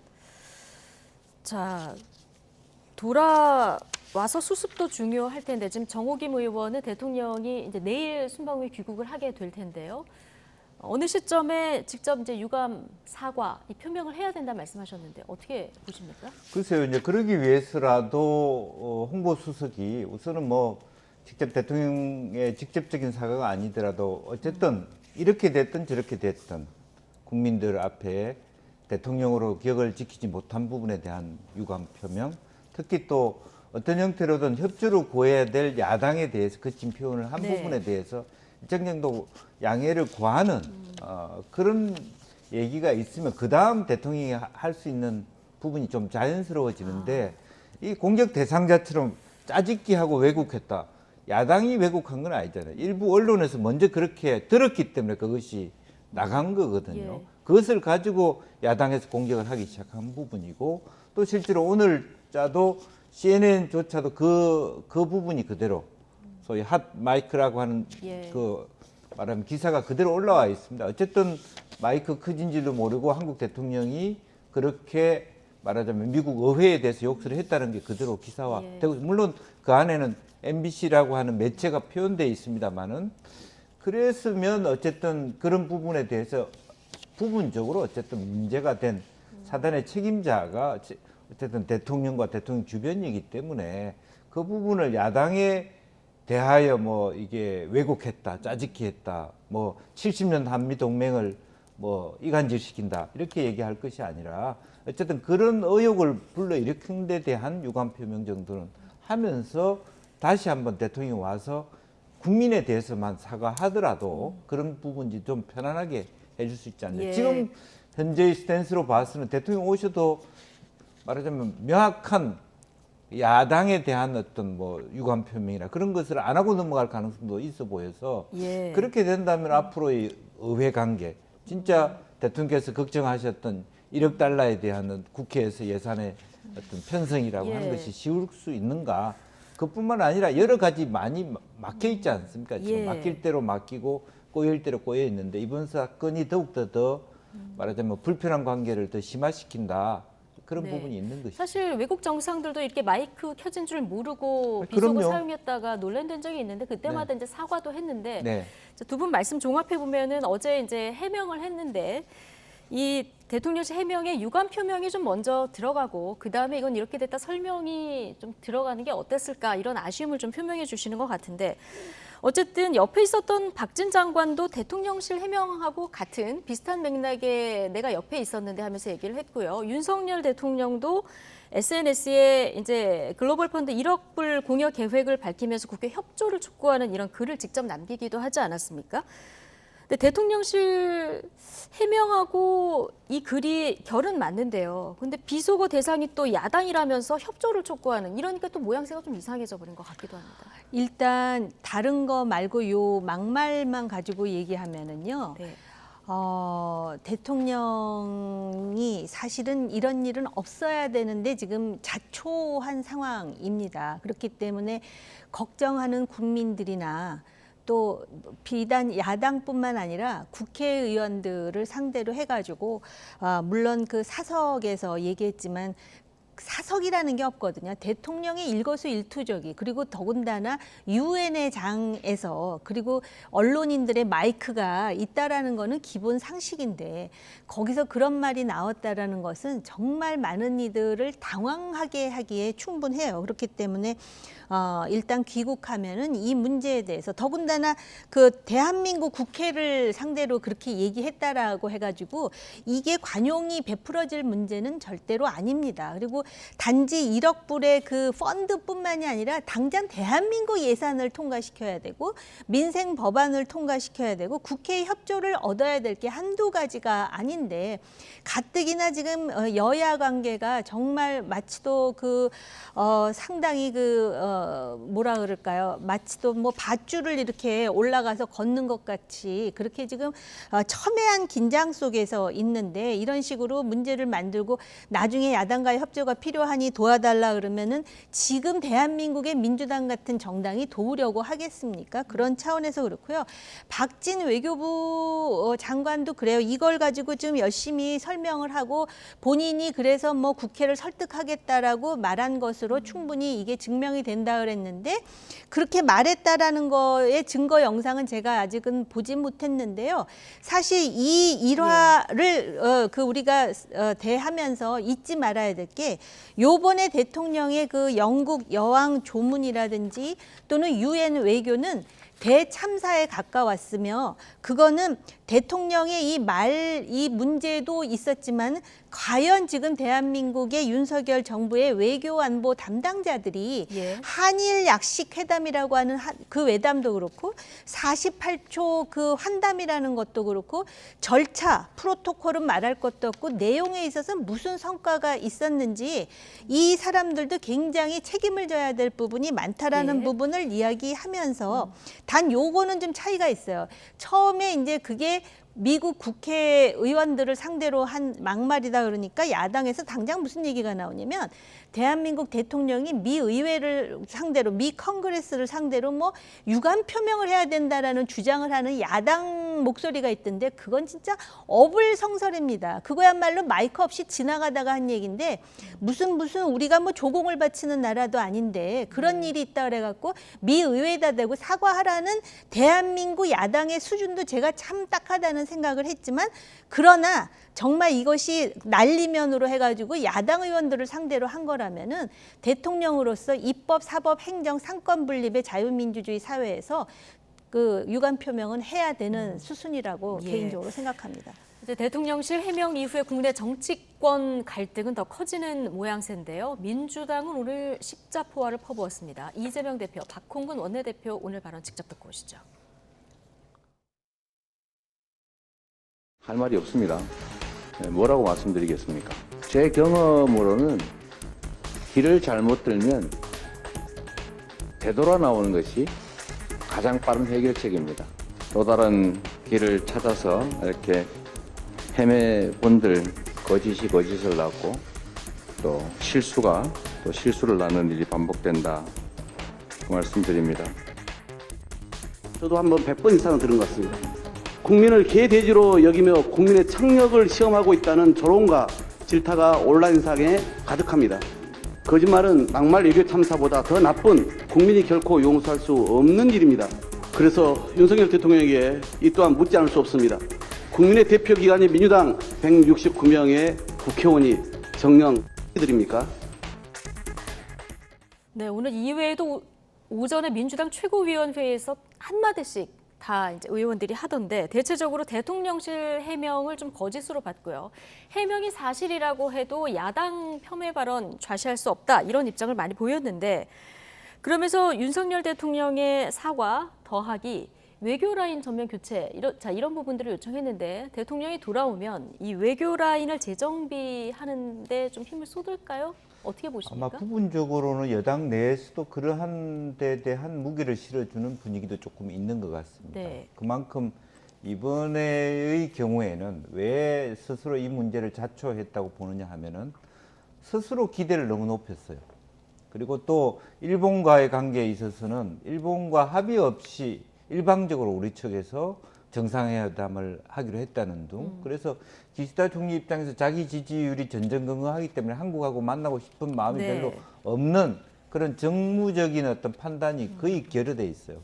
그리고 어쨌든 뭐 비행기가 늦게 됐든 어쨌든 기본적으로는 뭐 영국의 프로토콜대로 한다고 했습니다만은 결과적으로 조문이라고는 본 장례 행렬 속에서의 어떤 핵심 일정들을 관가했다라는 비판을 면하기 어렵고 그래서 기본적으로 아까 그 표정 속에서도 대통령은 그다지 심각한 표정이 아니었는데도 지금 박진 장관부터 모든 옆에 있는 분들의 표정이 굳어 있는 건 이미 알고 있다. 한국에 돌아왔을 때의 책임 추궁에 대해서 자유롭지 못하다 하는 부분이고 물론 그 수준이 어떻게 될지는 결국 대통령의 권한이기 때문에 우리가 말할 수는 없지만 이런 형태의 말하자면 그 뭐 한일 관계에서 의제를 설정했나 안 했다라는 것에 혼란이 있었고 한 방향 정전이 안 됐다라고 하는 것은 외교안보 라인을 뛰어넘어서 홍보 라인까지 포함한 아직까지 완팀으로서의 어떤 그 프로토콜이나 절차적 과정에 문제가 있다, 결함이 있다 그렇게 봐야 될 것 같습니다. 예. 자, 국민의힘은 대통령실의 해명에 발을 맞추면서 적극 옹호에 나섰는데요. 근데 지도부 간의 결이 다른 반응도 좀 나왔습니다. 듣고 오시겠습니다. 우리가 1억 달러 공여하겠다고 약속했던 거 아닙니까? 그렇죠. 그러니까 나와서 뭐 바이든이나 미국을 거론할 이유가 없죠. 동영상만 여러 차례 봤는데 딱히 그렇게 들리진 않더라고요. 저희로서는 대통령실의 해명을 믿을 수밖에 없지 않겠습니까? 그냥 지나가면서 사적인 혼잣말로 한 것입니다. 아마 내일인가요? 귀국을 하시니까 그때 자세한 게 나오지 싶은데 그런 정확한 사실관계를 파악하지 못한 상태에서 제가 언급하는 것이 바람직하지 않습니다만은 만약에 그 용어가 우리 국회를 우리 야당을 의미하는 것이라 했다고 하더라도 많이 유감스러운 일이죠. 네, 사적인 혼잣말을 정쟁화하는 것이 맞냐? 자, 국민의힘 의원들 대체로 이런 반응이 많은데요. 주호영 원내대표는 원내대표인 만큼 좀 야당을 의미하는 것이라도 유감스럽다 이런 얘기를 이제 덧붙였는데 이런 반응을 내놓는 분들도 있었어요 오늘.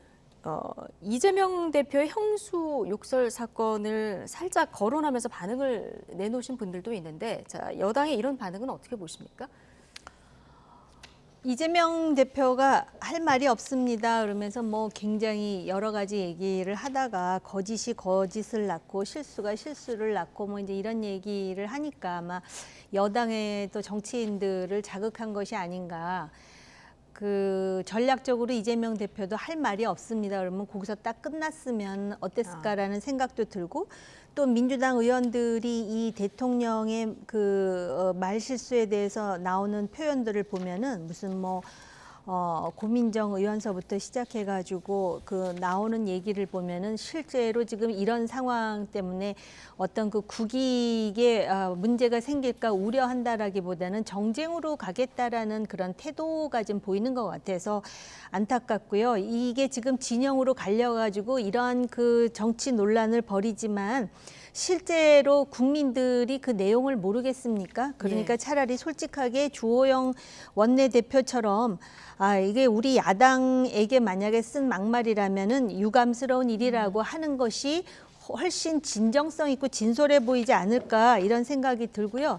여당 내에서 대통령이 사적으로 혼잣말 한 걸 가지고 왜 문제 삼느냐고 하면서 대통령을 쉴드하려고 하는 노력은 뭐 어쩔 수 없이 그럴 수밖에 없는 상황이라고 하더라도 대통령이 안방에서 혼잣말한 거 아니지 않습니까? 그렇다면은 앞으로 이런 실수가 재발하지 않기 위해서라도 그리고 재발하지 않는다는 차원에서도 걱정을 끼친 국민들에게 유감 표명을 하는 일은 필요하다. 그렇게 함으로써 미국 의회나 미국하고는 아무 상관없다라는 것을 보여주는 측면도 있고요. 그래서 제가 아까 처음에 그랬잖아요. 그냥 정치적으로 이거는 바이든이 아니라 난리면으로 해서 정리하고 대통령 사과하는 것으로 끝내고 이 얘기가 길면 길어질수록 다른 나라에서 느끼는 우리나라에 대한 위상이나 품격도 그렇고요. 대한민국의 이미지. 그렇습니다. 그래서 빨리 정리를 할 수 있는 방향을 모색하는 것이 맞다고 생각합니다.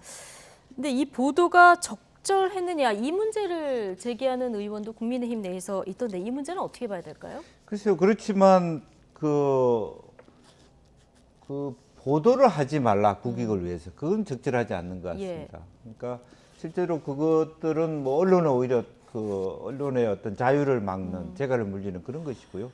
어쨌든 해석에 대한 부분, 즉 MBC가 이 보도를 함에 있어서 그 발언에 대해서 좀 더 전문가들한테 과연 이것이 정확하게 바이든인지 아닌지 혹은 그런 데 대한 누구 전문가를 불러다가 하지 않고 그냥 바로 송출을 했다라고 하는 부분인데 또 MBC 사정도 딱한 것이 풀로 MBC가 그렇죠. 대신했기 때문에 단체 대표에서 이제 MBC가 찍었고 그렇기 때문에 MBC라고만 할 수 없는 부분들이 있었다는 측면에서도 생각해 보면 그것은 일차적으로 어떻게 됐든 대통령의 과도한 또 실수였다 그렇게 결론 낼 수밖에 없다 그렇게 보여집니다. 다만 추후에 지금 구속 보도들을 자제해 줬으면 좋겠다라는 그런 어떤 뭐 국민의힘의 바람이 있겠습니다만 혹은 일본 같은 나라는 정말로 그런 형태의 풍토가 있는 것 같아요. 그런데 우리는 아직 그런 풍토가 아니기 때문에 그런 바람들을 과도하게 얘기하는 것이 별로 도움이 안 된다 그렇게 보여집니다. 한 가지 질문만 더 드리겠습니다. 이미 외신들도 기사를 다룬 상태인데요. 미 백악관 입장도 나왔는데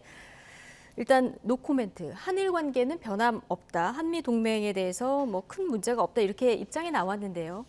자, 대미 외교에는 차질이 없을까요? 어떻게 전망하십니까? 네, 겉으로 보여지는 대미 외교에 차질이 없을 뿐만 아니라 한미 동맹 그러면은 우리 국민들 중에 대다수는 우리가 특히 아쉽다 이렇게 생각할지도 모르지만은 이거는 양방향의 동맹입니다. 그렇기 때문에 안보도 그렇고 경제도 그렇고 이제는 일방적으로 우리가 받기만 하는 동맹이 아니거든요.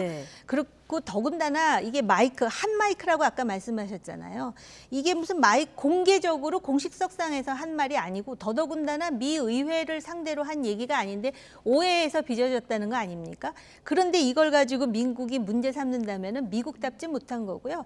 이런 일들이 과거에도 있었어요. 이런 말 실수는 아니지만 예컨대 그 박근혜 정부 때요.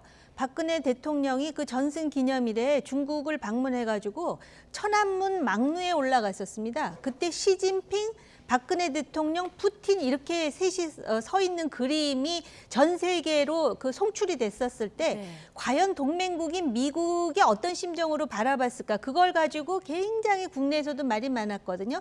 그때 오바마 대통령이 한마디를 했어요.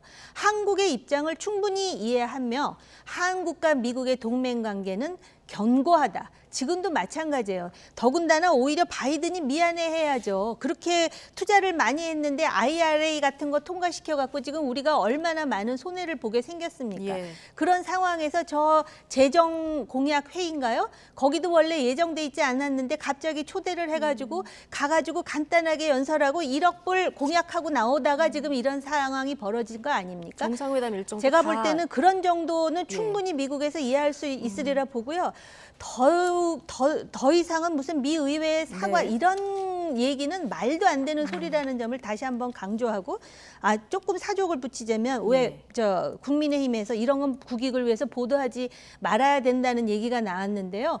그 얘기도 나와서는 안 되는 얘기예요. 자유민주주의 사회의 언론가 자유로운데 이걸 보도하는 언론의 의무가 뭡니까? 근데 국익이라는 얘기를 하면서 그렇게 말하는 거는 이거는 시대에도 맞지 않는 얘기입니다. 근데 이제 제가 걱정스러운 것은 보도에는 이제 낸시 펠로시 하원 의장이 한국 왔을 때 윤석열 대통령이 만나지도 않았다. 이런 것까지 덧붙여서 얘기하고 있기 때문에 한미 관계상의 어떤 문제가 있다기보다는 국제 외교상의 윤석열 대통령이 매우 말하자면 초보적이고 말하자면 정치적 수준이 낮은 이런 인물로 평가되는 것이 더 걱정스럽다. 그렇게 말씀드립니다. 자, 순방 기간에 윤석열 대통령의 국정 지지율에도 변화가 있을지 좀 보겠습니다. 금요일 갤럽 정기 여론조사 결과가 나왔는데요. 자, 어떻게 변화가 됐는지 보시죠. 자, 한 주 만에 20%대로 다시 떨어졌습니다. 잘하고 있다 28%, 잘 못하고 있다가 61%입니다.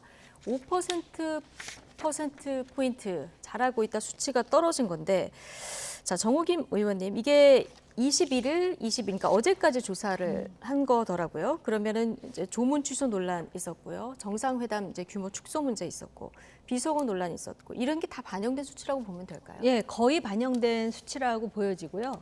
원래 그 정상회담이라든지 대통령의 해외 순방은요, 지지도가 떨어지는 대통령도 해외에 가서 뭔가 역할을 하면서 지지도가 복원이 되거나 올라가는 예가 다반사였어요. 이런 경우는 없었습니다. 근데 두 차례 해외 순방을 가면서 순방을 나갈 때마다 이제 이렇게 오히려 지지도가 추락하는 상황이 벌어지고 있는데, 가만히 보면은 이게 어떤 이유라기보다는 바로 일련의 사고와 같은 그런 그 상황이 연출되면서 오히려 지지도를 견인하는 데 도움을 못 주고 오히려 추락하는 상황이 벌어지거든요.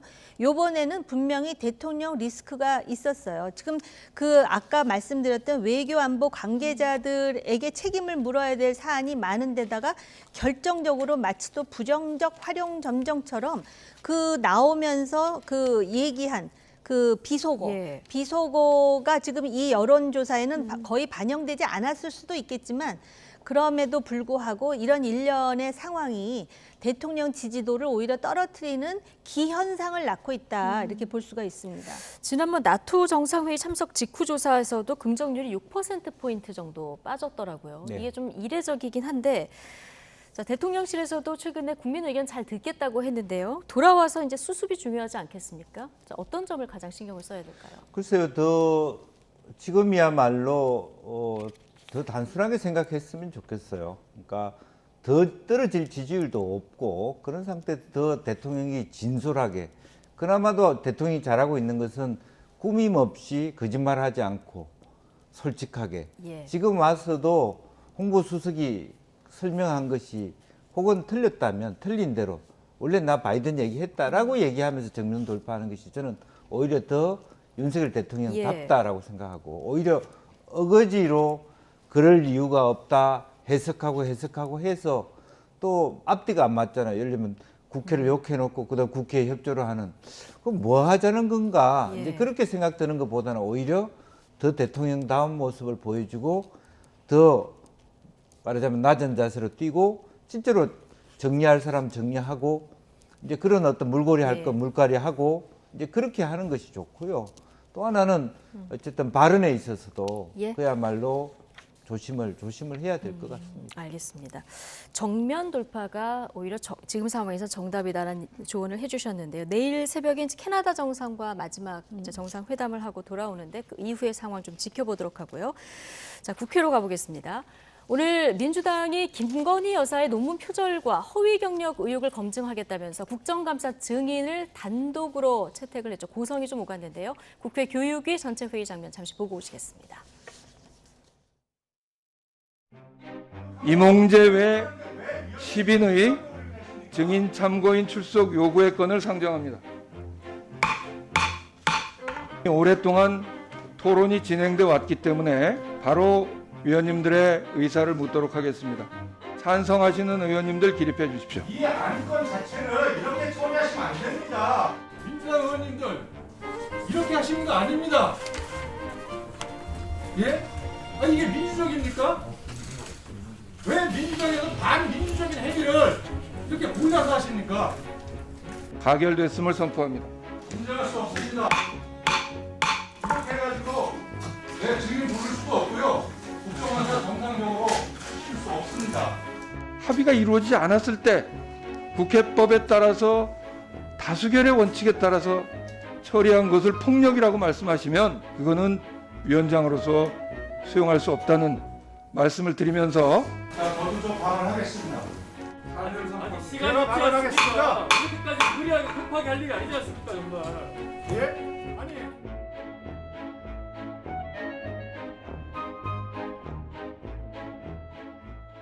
자, 김건희 여사의 논문 표절 그리고 허위 학력 의혹 관련해서 이제 증인 채택을 했는데요. 11명 증인이 채택이 됐습니다.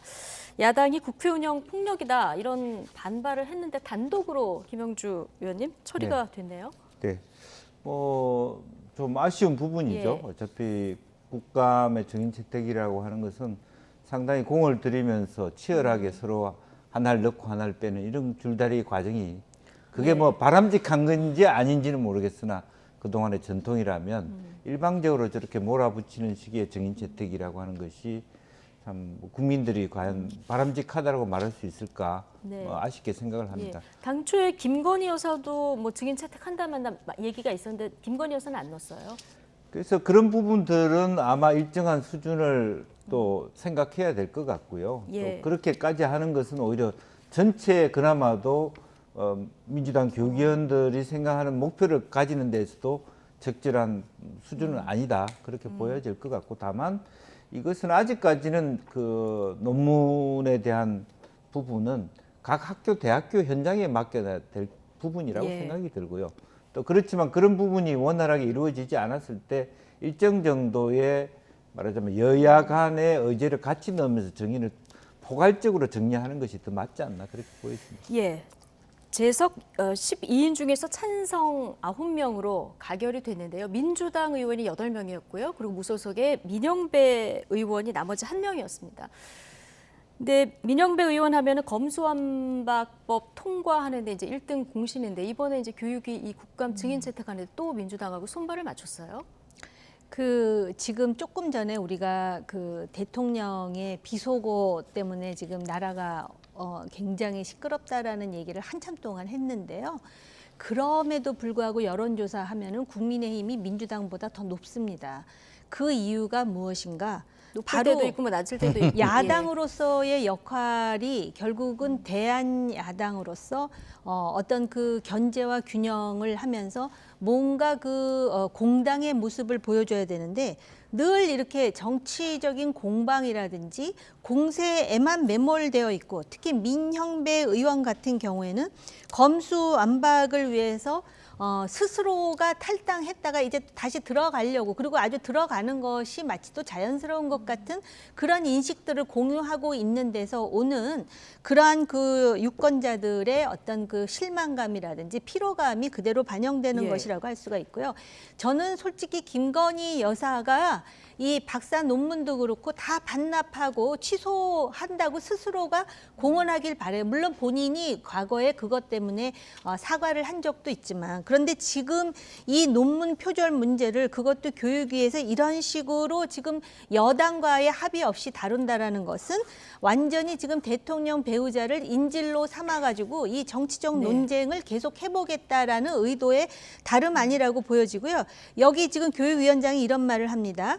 여야가 합의를 해야 되는데 합의가 이루어지지 않기 때문에 다수결에 의해서 증인 채택을 한다 그러거든요. 그런데 대한민국 국회가 언제부터 다수결을 지켰습니까? 과거에 국민의힘 보수정당이 다수당이었을 때 다수결로 뭔가를 하려면 그걸 다수결이라고 표현하지 않고 날치기로 매도하면서 온갖 수단 방법을 가리지 않았던 야당이었는데 더군다나 이 증인 채택이라든가 이런 것은 간사들 간에 합의를 하고 그런 합의 정신에 입각해서 하는 건데 이것이야말로 다수의 포갑 아니겠습니까? 대통령 배우자와 관련된 문제를 부각시켜가지고 망신 주면서 자신들이 어떤 그 정치적인 공세를 계속해 가겠다. 그 배후에는 뭐 이재명 대표라든지 이러한 사법 리스크를 이런 것으로 상쇄하겠다라는 정치적 의도가 없겠습니까? 그런 점에서 참으로 안타깝습니다. 당장 그 27일에 헌법재판소의 검수완박 그 권한쟁의 심판이 예정돼 있습니다. 한동훈 법무부 장관 내가 직접 출격한다 얘기도 했고 그동안 얘기를 들어보면 민영배 의원의 이 무소속으로 탈당한 문제를 꼼수다 이렇게 봤기 때문에 이 문제가 쟁점이 될 수도 있는데 최근 민주당에서 보면은 민영배 의원의 복당 얘기가 지금 계속 나오고 있고요. 오늘 이 교육에서 손발을 맞춘 것도 있는데 이렇게 되면은 이제 재판 과정에서 이 간접 정황 증거로 조금 불리하게 민주당 입장에서 불리하게 작용할 측면이 없을까요? 그런데 이제 문제는 뭐 광주의 이병훈 의원이 이제 그야말로 당을 위해서 헌신했기 때문에 복당하자 이렇게 얘기를 했고 또 일관되게 이재명 대표도 후보 시절부터 지금까지 일관되게 그런 건 좀 봐줘야 된다. 당을 위한 헌신이다. 이렇게 말씀하고 있어서 그렇긴 합니다만 어쨌든 방금 말씀하신 대로 지금 이제 그 법률적인 문제가 앞다퉈 있기 때문에 실제로 당에서 민영배 의원의 복당을 받아줄 가능성은 지금은 없다고 보여집니다. 만약 그 문제가 해결된 뒤에 당이 어떤 그것을 받아줄 수는 있지만 단기간에 민영배 의원의 어떤 지금 현재 뭐 교육위원회 협조를 한다 하더라도 복당 신청을 받아줄 가능성은 없어 보이고 또 그것이 현명한 방법이라고 보여집니다. 알겠습니다. 자, 하나만 더 좀 주제를 다뤄보겠습니다. 이명박 전 대통령의 형 집행정지 연장 신청이 이제 3개월 기간이 지나서 다시 연장을 해야 되는데 이게 받아들여졌습니다. 자, 조국 전 장관 부인 정경심 전 교수도 형 집행정지를 신청한 상태인데 지금 두 번째입니다. 자, 정호김 의원께 먼저 여쭤볼까요? 이 야권에서 지금 정경심 전 교수의 형 집행정지도 좀 받아들여라 이런 목소리가 커지고 있는 상황인데 이 문제는 어떻게 하는 게 맞다고 보십니까? 그 이명박 전 대통령의 경우는 이제 그 사면을 해야 된다. 또 이게 대통령 공약이기까지 했는데 아직 사면이 되지 않은 상황에서 이제 그 당뇨 그리고 이제 본인의 연령 이런 여러 가지 그 근거로 지금 형 집행 정지가 됐는데 그럴 때마다 지금 민주당에서 이 정경심 씨 형 집행 정지랑 연동시키면서 뭔가 이렇게 형평성에 맞지 않는다 이런 식으로 그 이제 주장을 하더라고요. 민주당의 시각으로 보면은 뭐 그렇게 보이는 부분이 있을지 모르지만 그냥 제가 제3자의 시각으로 보면은 왜 민주당이 이렇게 정경심 씨라는 사인 아닙니까? 당원도 아니고 당의 요직을 맡았던 것도 아니고 당에서 중책을 맡았던 것도 아닌데 그걸 왜 당이 나서서 형 집행 정지 가족들도 있지 않겠습니까? 정경심 씨. 그런데 당이 나서서 이렇게 나오는 것에 대해서 조금 그 이해가 안 가는 부분도 있고요. 그다음에 그 정경심 씨의 형 집행 정지와 관련해 가지고 지금 뭐 전문가들 또 이제 그 검찰 뭐 그 입장이 있는데 민주당은 이제 전혀 다른 주장과 논거를 들어서 이렇기 때문에 형 집행을 정지해야 된다고 하는데 기본적으로 형 집행 정지라는 것도 규정이라는 게 있을 것이고요. 단지 제가 의아한 부분은 이걸 왜 민주당이 나서서 이런 식의 어떤 그 앞장서서 정경심 씨의 형 집행 정지에 대해서 강조하는지 정경심 씨 얘기가 나오면은 그다음에 이제 최서원 씨가 나옵니다. 그럼 정경심이 되는데 왜 나는 안 되느냐 하고요. 그러니까 참 묘한 지금 그런 그 연동 관계가 있다라는 말씀을 드립니다. 지금 뭐 건강 상태는 디스크 파열, 협착, 뭐 하지마비 이런 것 때문에 굉장히 안 좋다. 지금 민주당에서도 그렇고 야권 성향 시민단체에서도 그런 얘기들을 많이 하고 있는 상황인데요. 지금 이게 심의위에서 결정을 하는 사안이고 규정이 있을 것이고 네. 그리고 이게 당 차원에서 얘기하는 것은 적절치 않다는 정호김 전 의원의 얘기 듣고 오셨는데 김영주 전 의원은 어떻게 보십니까? 글쎄요, 이제 변호사들이 조금 더 치밀하게 예. 허락을 받으려면 이게 뭐 정형심이라서 해달라가 아니라 제대로 집행정지로서의 그 허락을 받으려면 그 거부 조건의 내용을 살펴보면 구체적인 입원 계획이라든지 수술 계획이 없다 그렇게 얘기한다면 그 요건부터 빨리 충족시켜야 될 것 같고요. 민주당 일각에서 정염식 교수 같은 경우는 너무 지나치게 편파적으로 혼자서 이렇게 당했다라고 하는 어떤 균형성의 문제를 들고 있습니다. 그런데 민주당이 하나 더 다시 알아야 될 것이 전국의 수많은 수용자 중에 그와 비슷한 처지에 있는 사람도 또 많다라고 하는 그런 의미에서 이게 과연 균형적인가라는 부분도 또 있는 부분입니다. 그래서 큰 틀에서 보면 너무 지나치게 정경심 씨를 둘러싸고 형 집행정지 해달라고 하는 것은 그것은 잘못된 행위죠. 예. 정당하게 요건이 되면 집행정지를 해주는 그런 나라를 만들어야지 때를 쓰면 해주는 그런 나라를 만들어도 되겠습니까? 예, 심의 일정은 아직 미정인데요. 변호사들이 조금 더 치밀한 전략을 세우는 것이 더 먼저다. 네. 예, 여기까지 듣겠습니다. 나이트 포커스 오늘은 정호김, 김영주 전직 의원 두 분과 함께했습니다. 오늘 고맙습니다.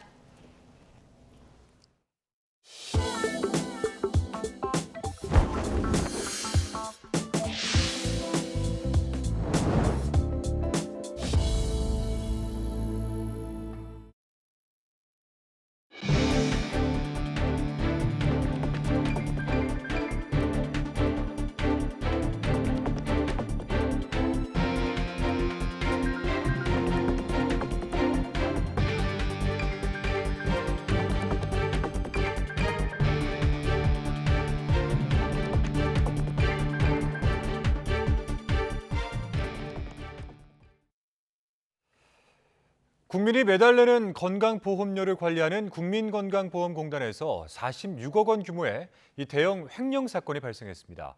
공단은 자사재정관리실 채권관리 업무 담당 직원 A씨가 약 46억 원으로 추정되는 금액을 횡령한 사실을 확인하고 즉시 해당 직원을 강원 원주경찰서에 형사고발해 계좌를 동결 조치했다고 밝혔습니다. 횡령한 돈은 채권 압류 등으로 지급 보류됐던 진료 비용입니다.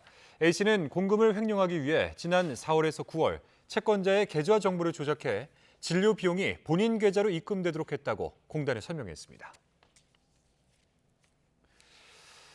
국가의 재정 비리를 수사하는 정보합동수사단이 이르면 이번 달 말쯤에 출범합니다. 대검찰청은 조세범죄 중점검찰청인 서울북부지검에 재정비리 합동수사단을 이번 달 말이나 다음 달 초쯤에 설치할 계획입니다. 대검은 조세범죄 합동수사단 설치를 구상하다가 수사 대상을 세입, 세출을 포함한 국가재정 관련 범죄 전반으로 확장할 필요가 있다고 판단한 것으로 알려졌습니다. 일각에서는 재정비리 합수단이 문재인 정부 시절 태양광 사업비리 의혹을 수사할 수 있다는 관측도 나오고 있습니다. 미국의 핵추진 항공모함 로널드 레이건함이 부산항에 입항했습니다. 이번 달 말부터는 우리 해군과 함께 동해에서 훈련도 진행할 예정인데 핵 개발 수위를 높이고 있는 북한을 향한 경고 메시지가 될 것으로 보입니다. 한현희 기자입니다.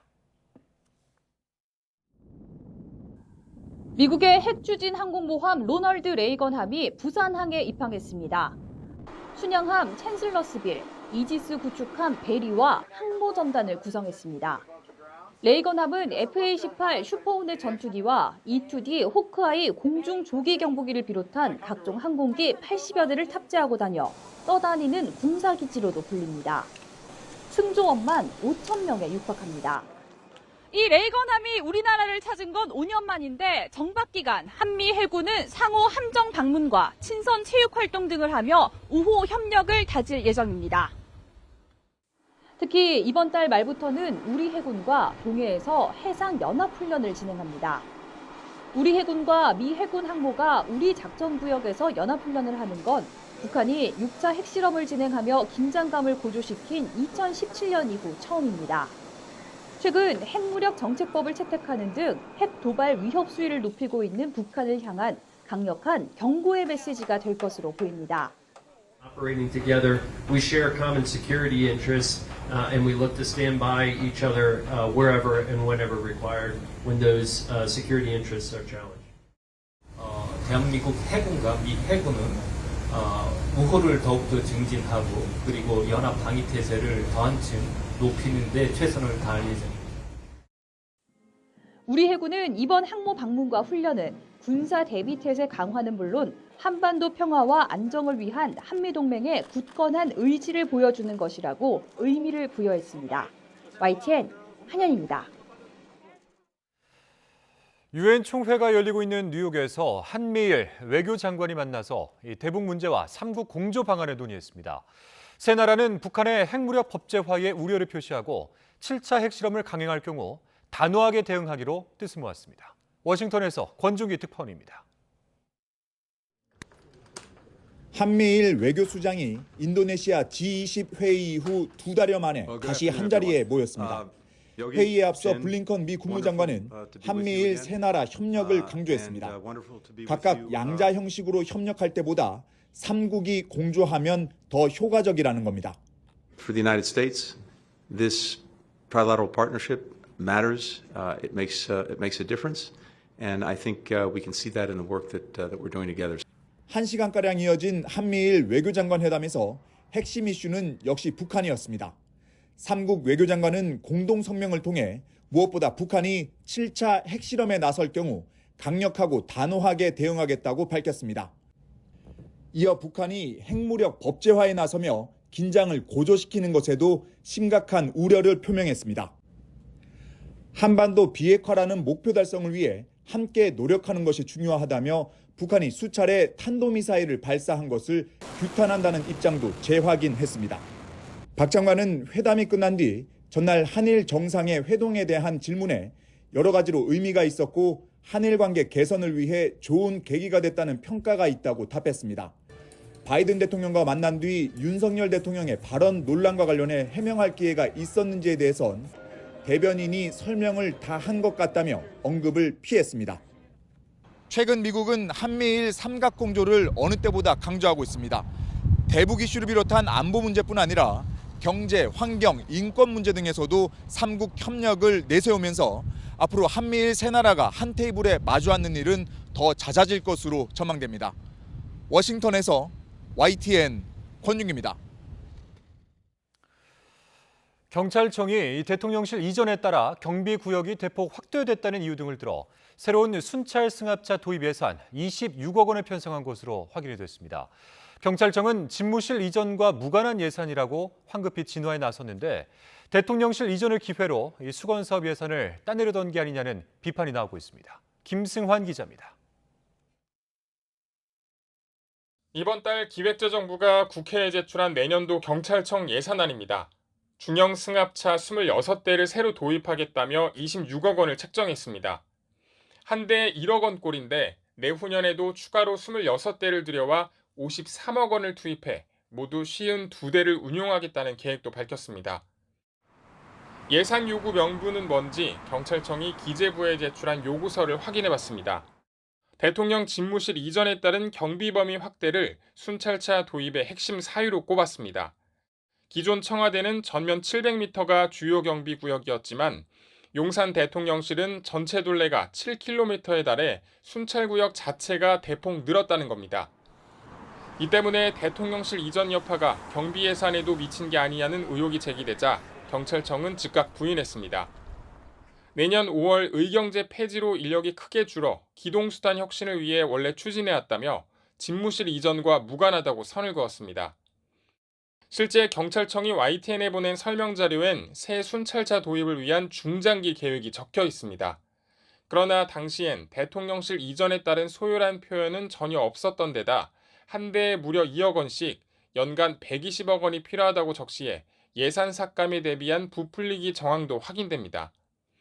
이를 두고 경찰청이 수건 사업 예산을 더 쉽게 따내기 위해 대통령실 이전에 따른 경비 강화를 명분으로 삼은 게 아니냐는 비판이 나옵니다. 한 푼이라도 아껴서 민생 예산에 집중해도 모자랄 판에 끼워 넣는 것은 이것은 아주 큰 문제입니다. 영빈관 신축 방침 철회 이후에도 거듭된 추가 비용 논란에 끼워 넣기 예산 논란까지 대통령실 이전을 둘러싼 혼란은 계속되는 모양새입니다. YTN 김승환입니다.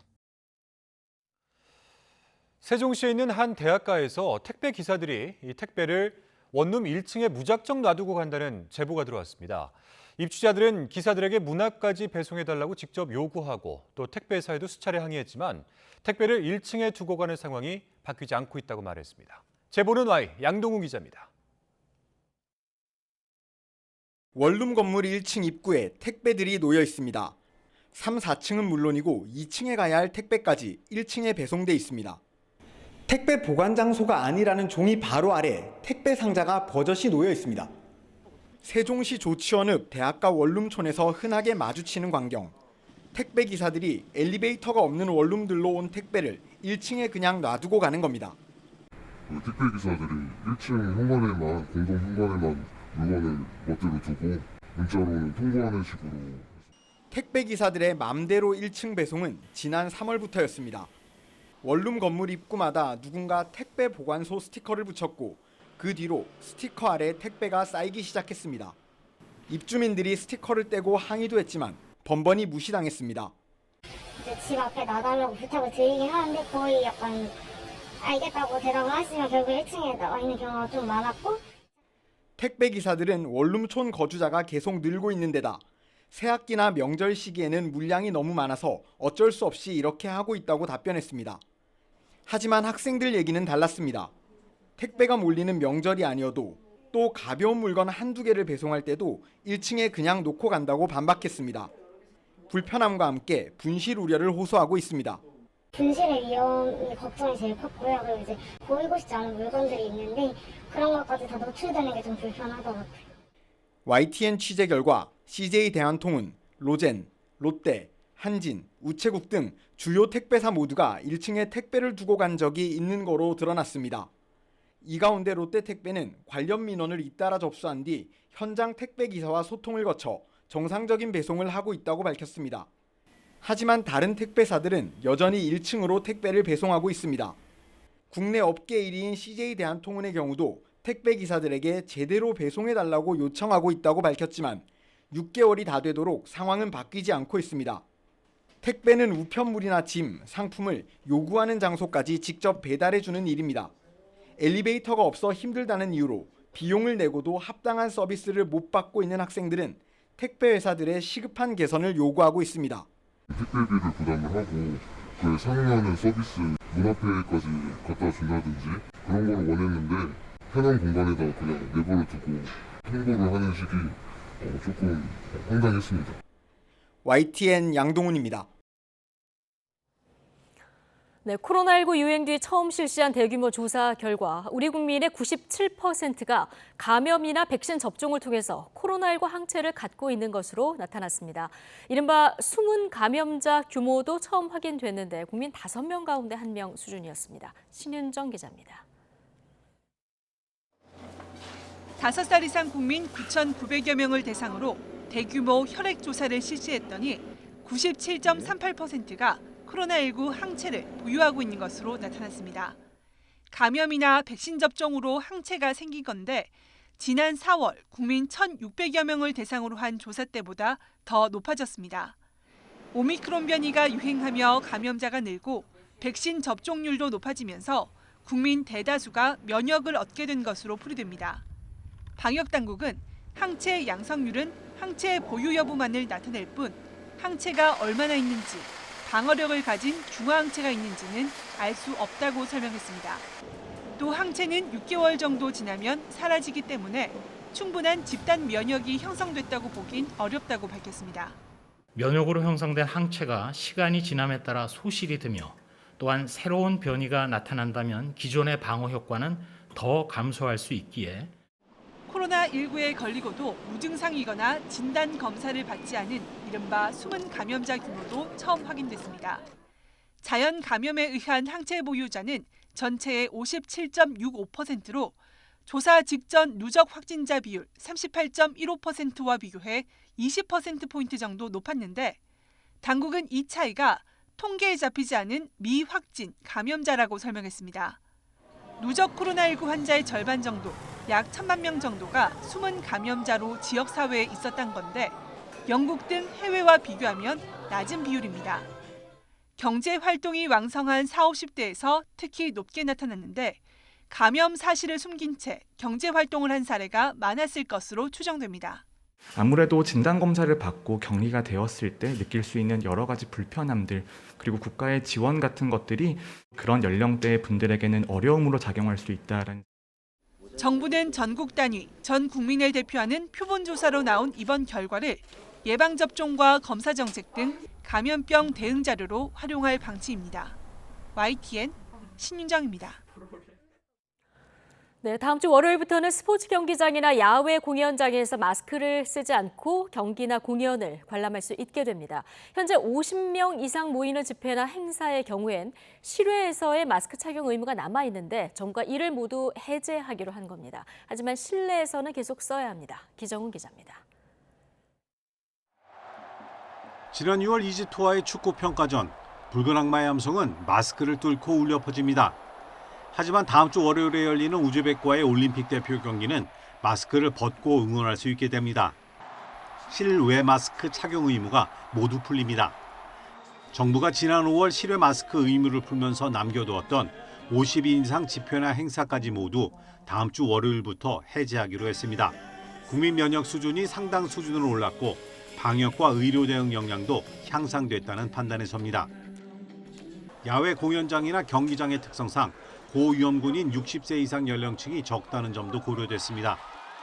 마스크 착용 의무화는 지난 2020년 10월 다중이용시설과 감염 취약시설 중심으로 처음 시행됐고 이듬해 4월 실내 전체와 2m 이상 거리 유지가 어려운 실외까지 전면 확대됐습니다. 1년 넘게 이어오던 올해 5월 실외 마스크 의무는 현재처럼 제한적으로 풀렸고 넉 달여 만에 다시 모두 풀리는 겁니다. 하지만 정부는 이번 조치가 과태료를 안 물린다는 것이지 실외 마스크 착용이 불필요해졌다는 것은 아니라고 강조했습니다. 개인의 자율적인 실천은 여전히 상황에 맞추어 필요한 상황입니다. 코로나19 의심 증상이 있거나 고령층을 포함한 고위험군 또는 고위험군과 밀접 접촉하는 경우 마스크 착용이 필요합니다. 실내 마스크 의무도 계속 유지합니다. 실내까지 풀기엔 아직 여건이 안 됐다는 판단입니다. 감염병 자문의 등 전문가들도 풀자라는 방향에는 동의하면서도 시기와 대상 등을 두고 의견이 엇갈리고 있습니다. 특히 올겨울 코로나와 계절 독감의 동시유행 가능성이 높은 점 등을 고려해 추가 논의를 이어가기로 했습니다. 방역당국은 실외 마스크 의무가 해제되더라도 기침이나 재채기를 할 때 옷소매로 입과 코를 가리는 등 기침 예절과 손위생 관리를 더욱 철저히 해달라고 당부했습니다. YTN 기정훈입니다. 재활용 촉진을 위해 도입된 일회용컵 보증금제가 오는 12월 2일부터 제주와 세종에서 우선 시행됩니다. 환경부는 일회용컵 보증금제 시행 시기는 예정대로 올해 12월 2일로 하되 제주와 세종 두 곳에서 선도적으로 시행하기로 했다고 밝혔습니다.